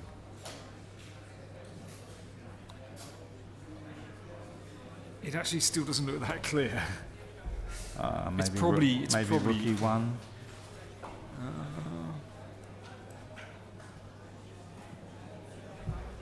Yeah. Okay, that's a good move. Yeah. And now And if F4, then the king gets cut off on the back rank after Rook E2. let me show this. We like a checkmate. Okay, and then we're threatening 2 checkmates. G4. B3 played. He's played a B3, so He's played. Has he played Rook F3? no, he hasn't played Rook F3, but that's a big decision. Okay. I want to take a very short break. We will be back in a few minutes' time to head up to the time control. So we'll be back really soon. Noel's played Rook F3 just before we go. Or we've gone. We've gone.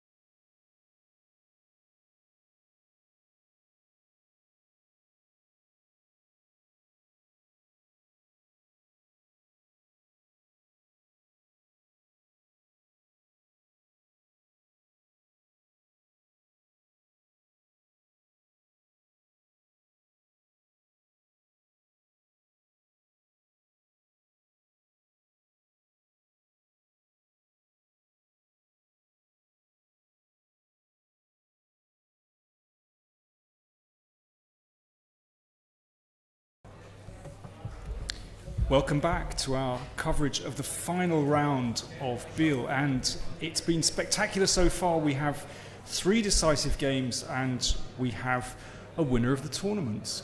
Congratulations to you, Hou Yifan. We've just we have Nico here as well. Commiserations. Very interesting last round game, but Yifan has won. So do you want to take us through from the start? Okay, the opponent is quite interesting, and I thought white somewhere not goes very accurate. I mean, bishop g5. I think bishop g5 is not very good. Yeah. The main move is c4, bishop e7, b3, and so on. But this is a very ambitious way for you to play with a6. It's quite risky. Yeah, it's very double-edged. I've played it once already at the Olympiad, and I think black is fine, but it's to play for a win, obviously. Okay, you played already the Olympiad, so how do you must have known this.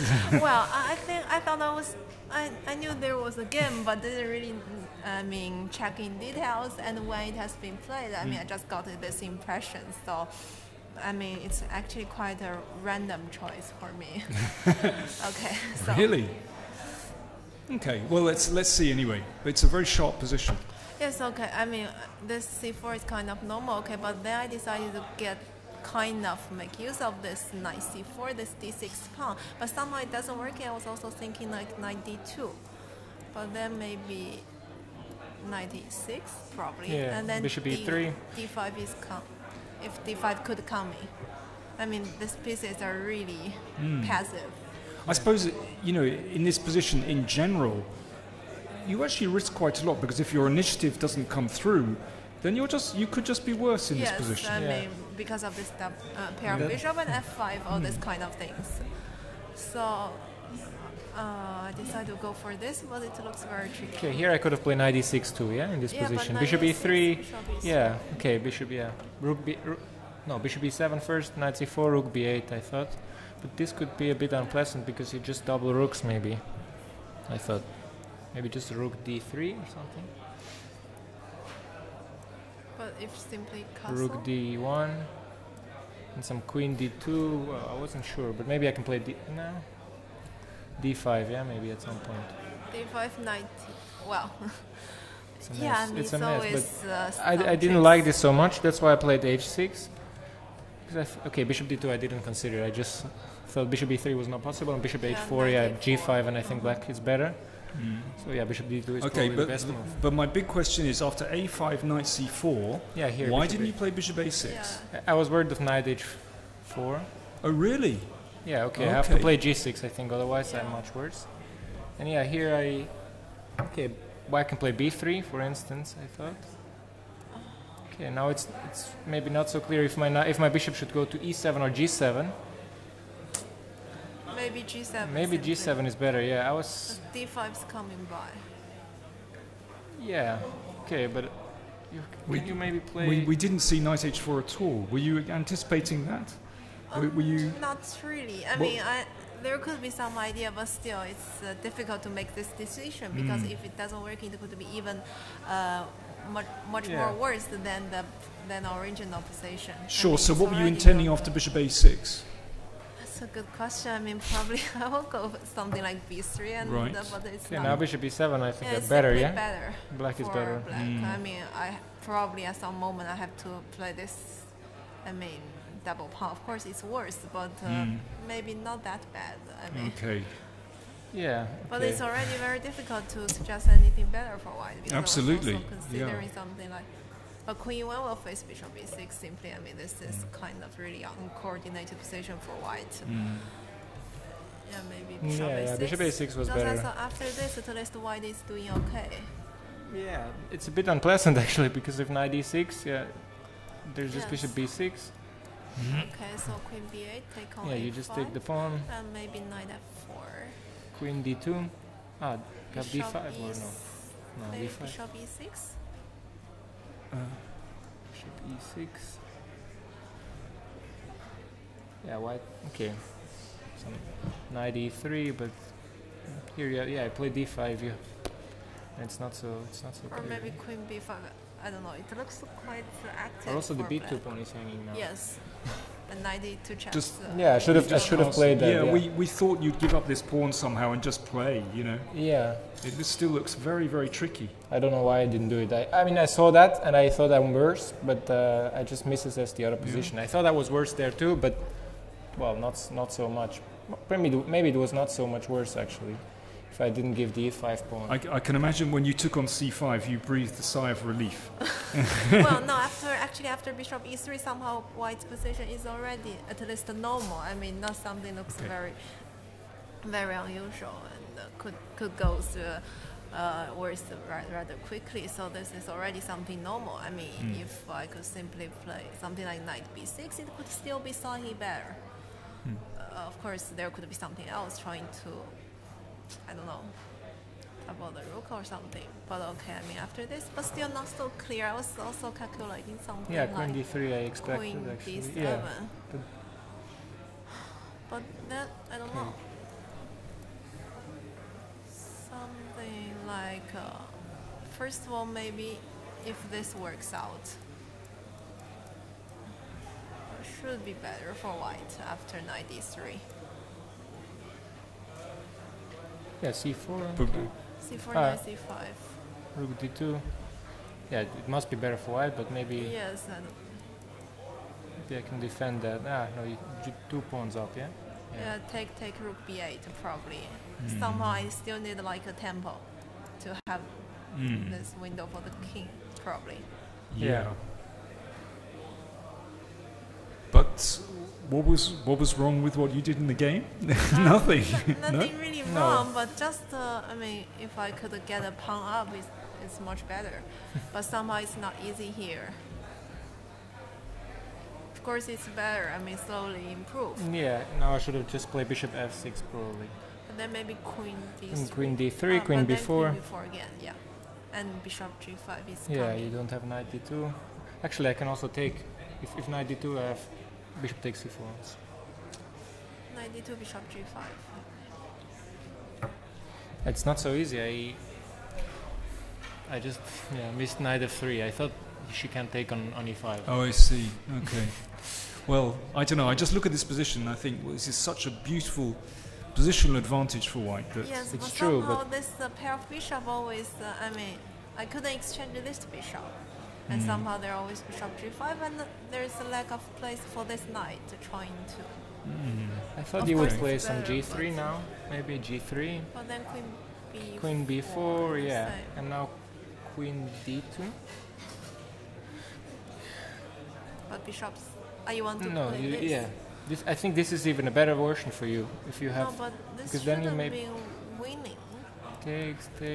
But then bishop goes to c7 and somehow just to keep there. Maybe you can play c5, knight c4, something like that, and it will be very unpleasant, I think. And if I play c5 myself, you put your knight on d5.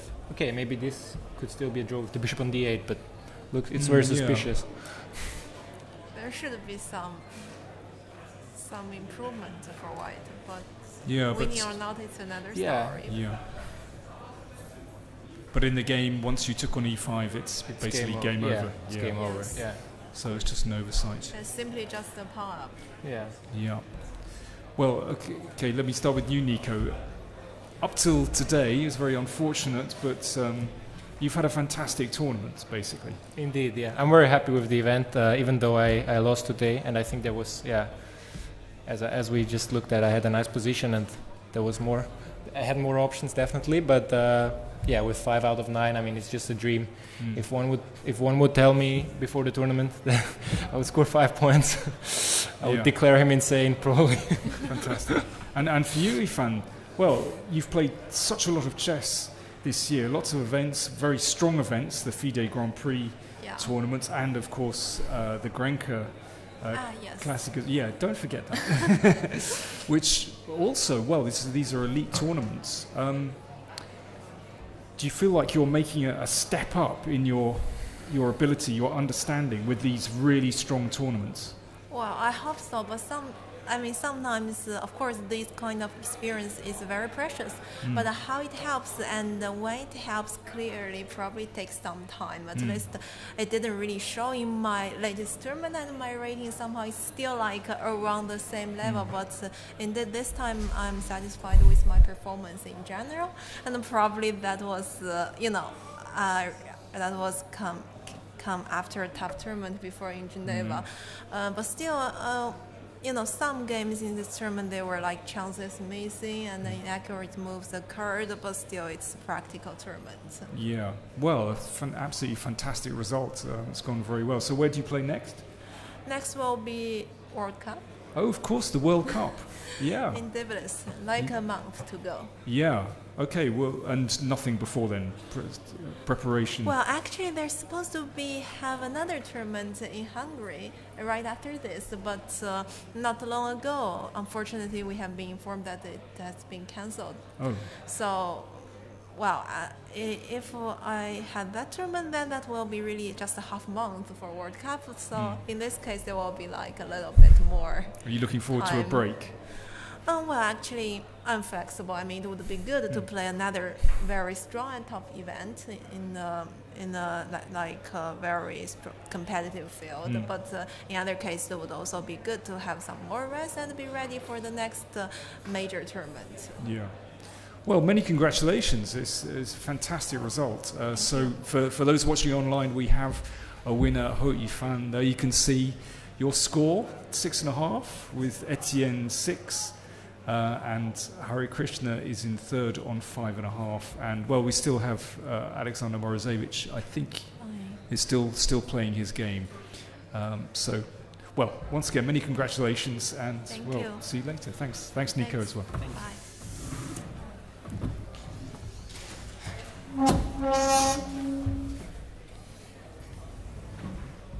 Well, we've got another result. I've just seen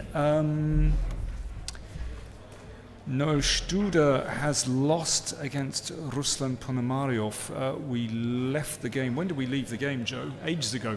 We left the game after, I think, he played B3. Did we see that? Or B3. Yes, that's the last position we saw. Yeah. So he played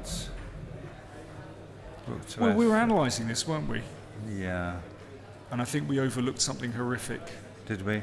Yeah, not for the now first the point time. is if Queen takes Knight, he plays Rook C1.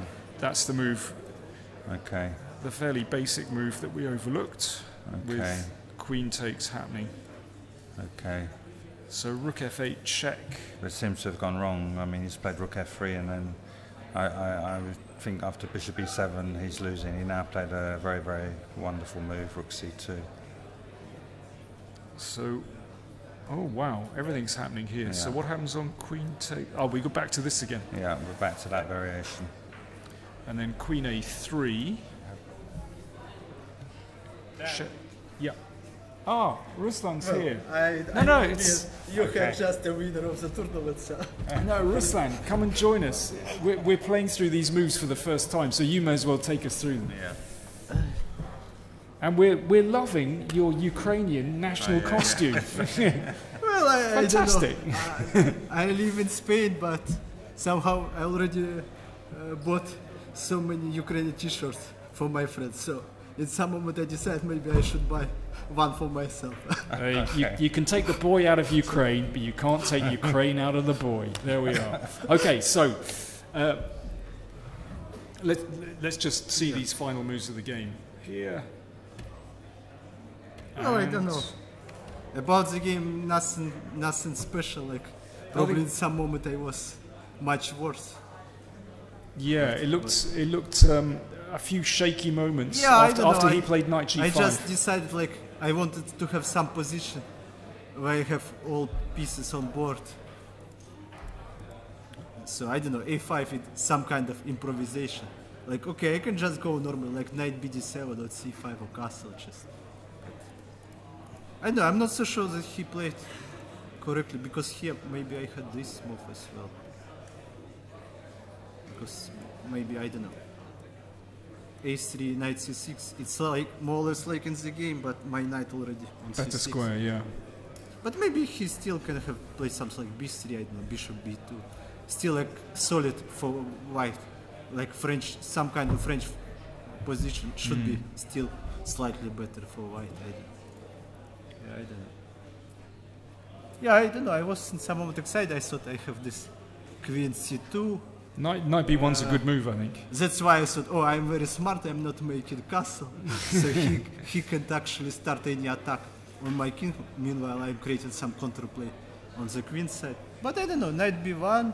It's a good move. Looks a good move. Looks like.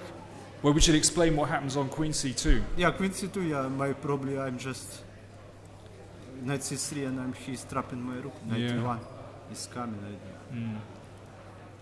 Yeah, so he made like just some calm moves, but I didn't really see what I should do, because if I just play b4, he play a4, then I don't know. My knight doesn't have any squares. His knight can go on b3.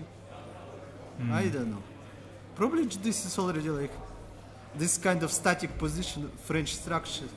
You should be really careful, because okay, you can easily maybe it's too late to be careful. Yeah, I mean, but still, like I mean, in general, saying like you want to learn some type of position for the future. Yeah, and he, I don't know, he was absolutely okay. Knight g5 looks like a nice move. I don't know, probably h6, something like this. Maybe it's coming, I don't know. Yeah, we started looking at I don't know. Yeah. Looks very, very suspicious. I didn't calculate till that, but even this, I don't know. Maybe, I don't know, bishop f4, queen h5, like at least 2 pawns for such an attack, I don't know.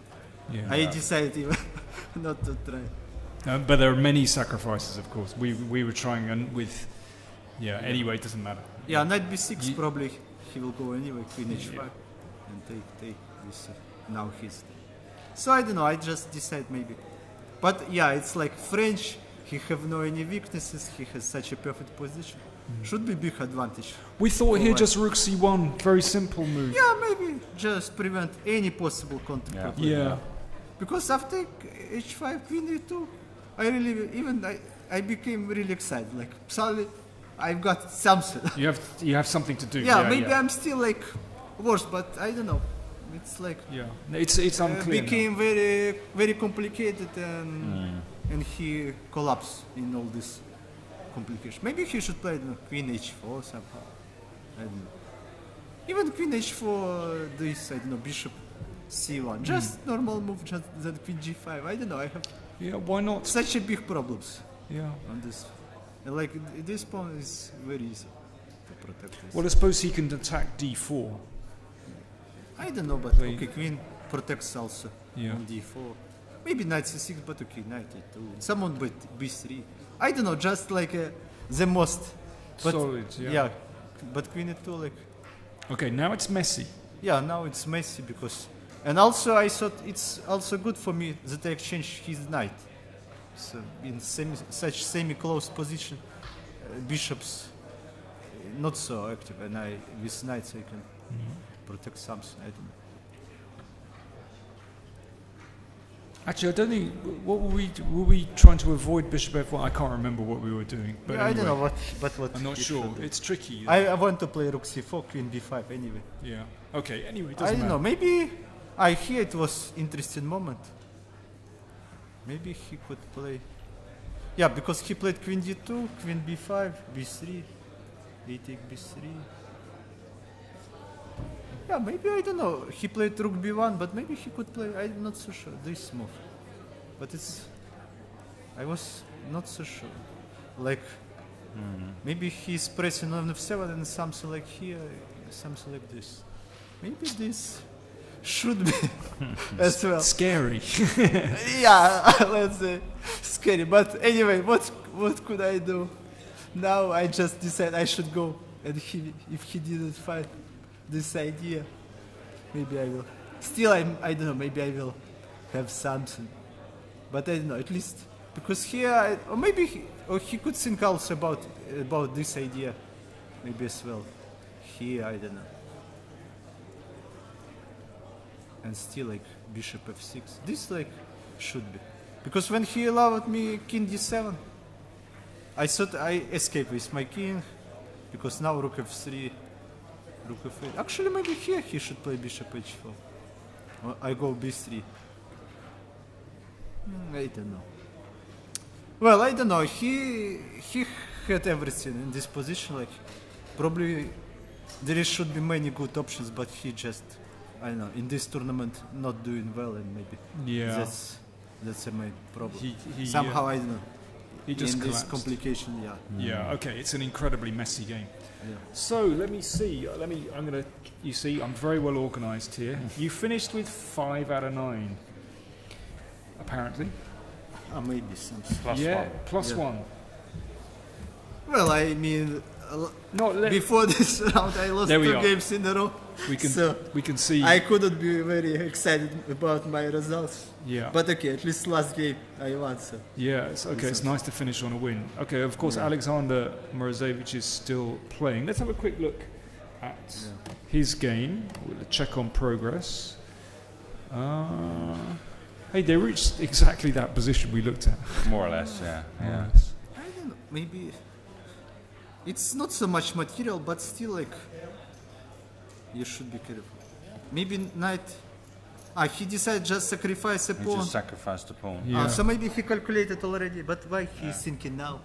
Well, I don't know, it's critical decision, sacrifice a pawn, just before time control. Probably knight f6, maybe, I don't know. Or what he wanted. Bishop d6, knight d6, knight d5. But I actually can go king g3, I don't know. Still not like 100% draw. No, absolutely not. No, this is very tricky, actually. So I'm not so sure. If I Is blockade, it really necessary just to play f5 sacrifice pawn? And then, or he didn't like that he stayed passive, like, white still can make some progress. King g3, h4. I don't He know, played h5. f6, I think, and then f5 next move, didn't he? Yeah, so he played f6, g4. And after g4, he went for f5. Yeah, I don't know. Oh, because there's not much It's material like not left. so much material. Yeah, maybe he decided that later it would be too late to play 5. So he just took. But now I don't know. He could come with a king as well, maybe. Yeah, I but then understand, the like, king, not so much king material. comes, so. I'm not sure. This line we just looked at with knight f6, Yeah, maybe in final. and then bishop takes,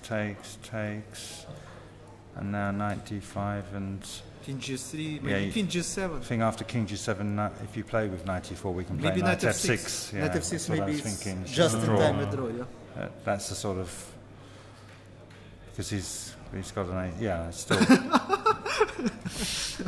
Yeah, Be expert of the end. I'm very good on Yeah, king and pawn we just keep moving now.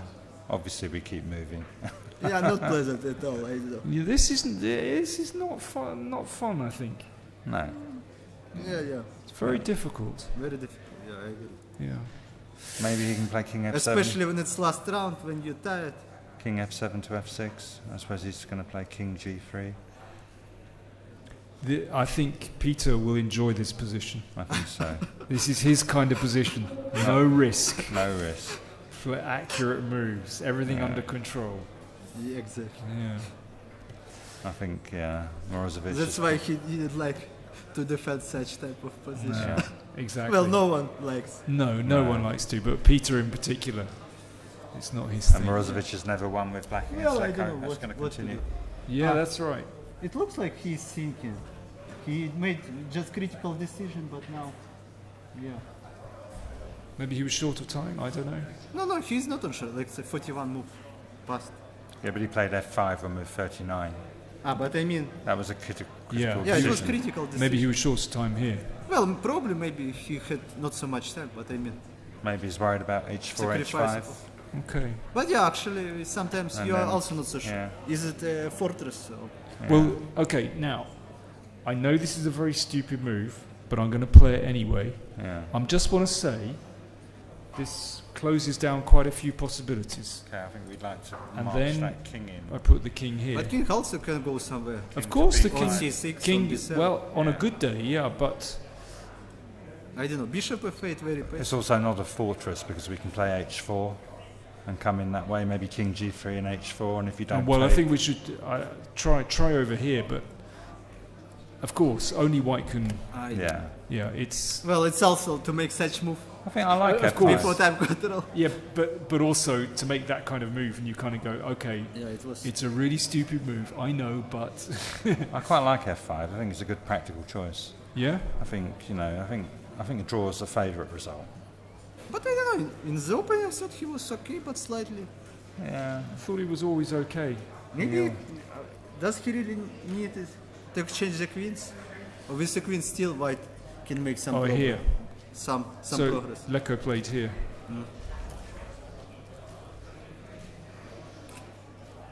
Yeah, this kind of king's Indian position, I don't know.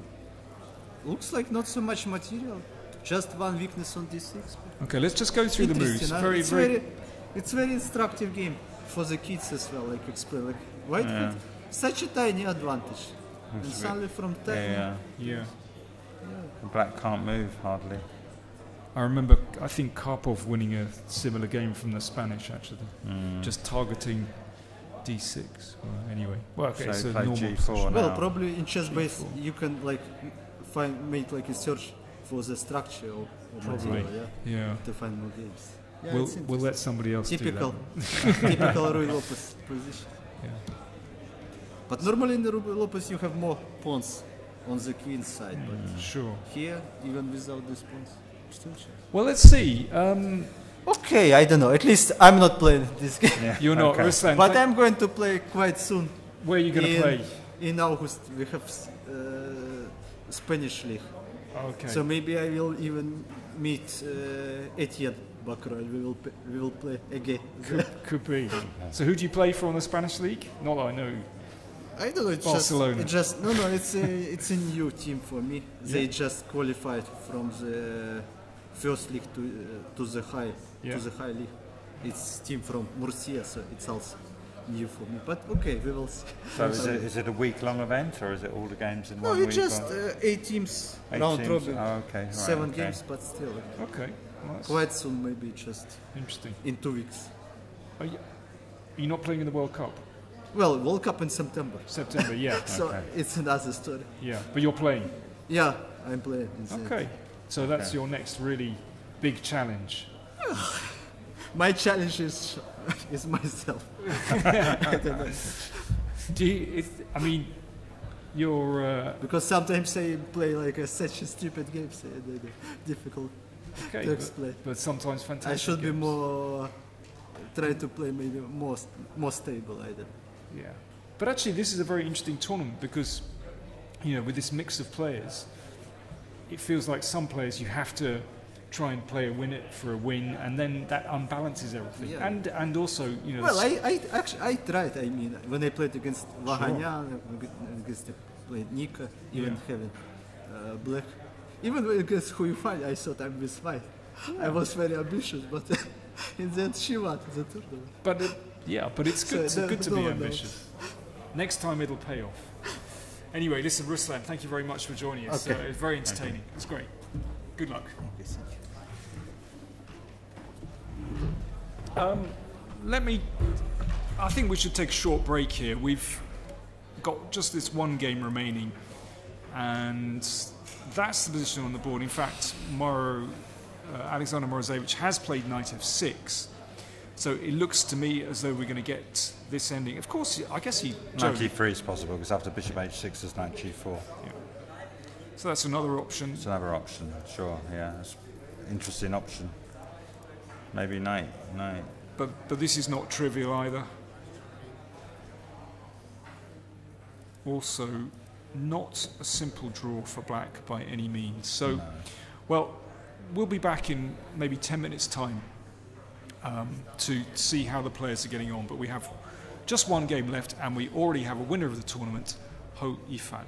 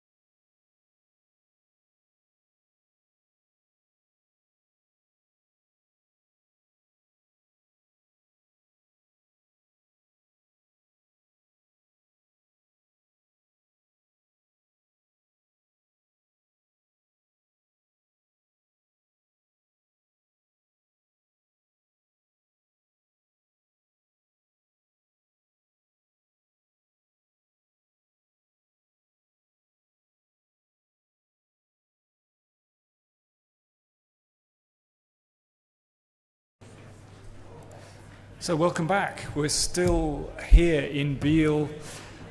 Just one game going in the Grandmaster tournament. It could last a long time, but we think it's a draw. Joe? Yeah, we've been looking at the position.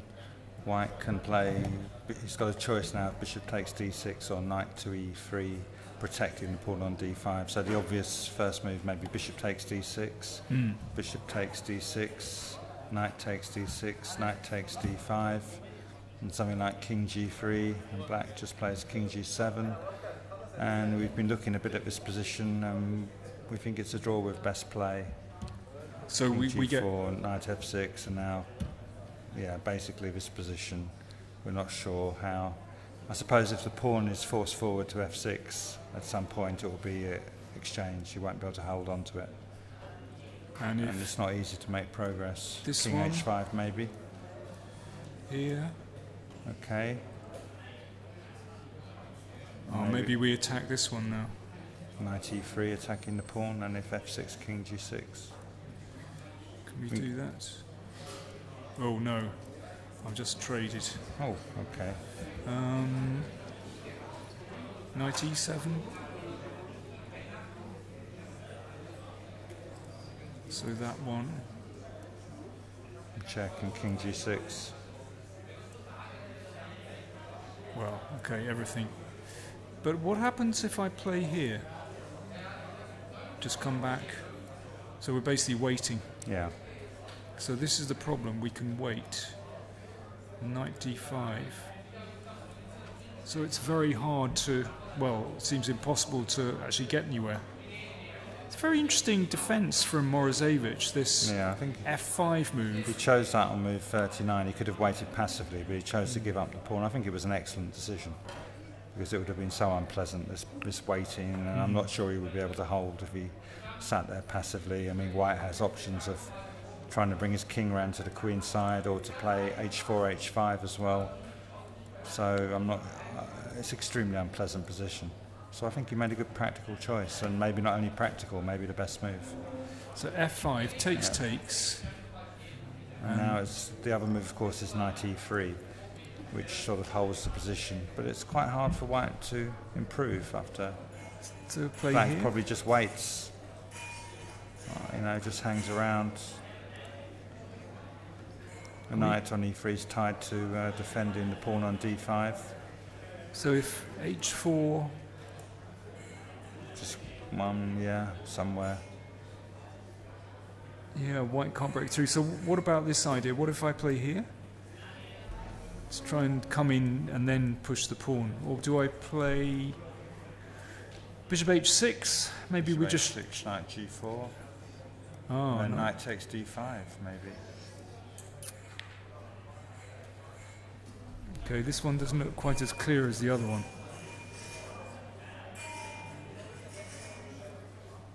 We can still play knight f4. Knight f4 could also push the e-pawn. Yeah, push the e-pawn. Maybe that's... and then the king comes in. It's probably the clearest, actually, isn't it? It's, White has to make this choice. Leko's been thinking about half an hour or Let me see that or again. more in this position. How long? I think he's...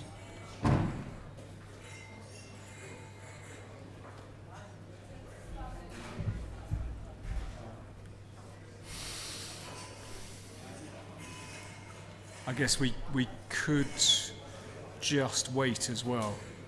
Maybe White should put the bishop on a3 so it won't be attacked Yeah. when knight takes d5 happens. And now I'm just going to wait. Yeah, now if knight c4, for example, just to see if that's any good. I mean, black can take on d5. If you go king d7, you're not worried about knight e5. Ah, knight e5. Well, maybe not. Maybe it's not good enough. Yeah, now I'm worried, actually. Now you're worried. Yeah, I think I've messed up. Yeah. Okay, it's not quite so clear, but I messed up there. I think you even have to. You can defend with. So here instead. Yeah, this is a better move, isn't it? And now, Check. and then king. Oh, we lose the pawn. I lose the pawn. Maybe you can play king e8. That's When? probably the way to do it. So when you go knight c4, maybe the king can go to e8. Here. Yeah, I'm just wondering, can he go here? Oh, just with the idea of taking.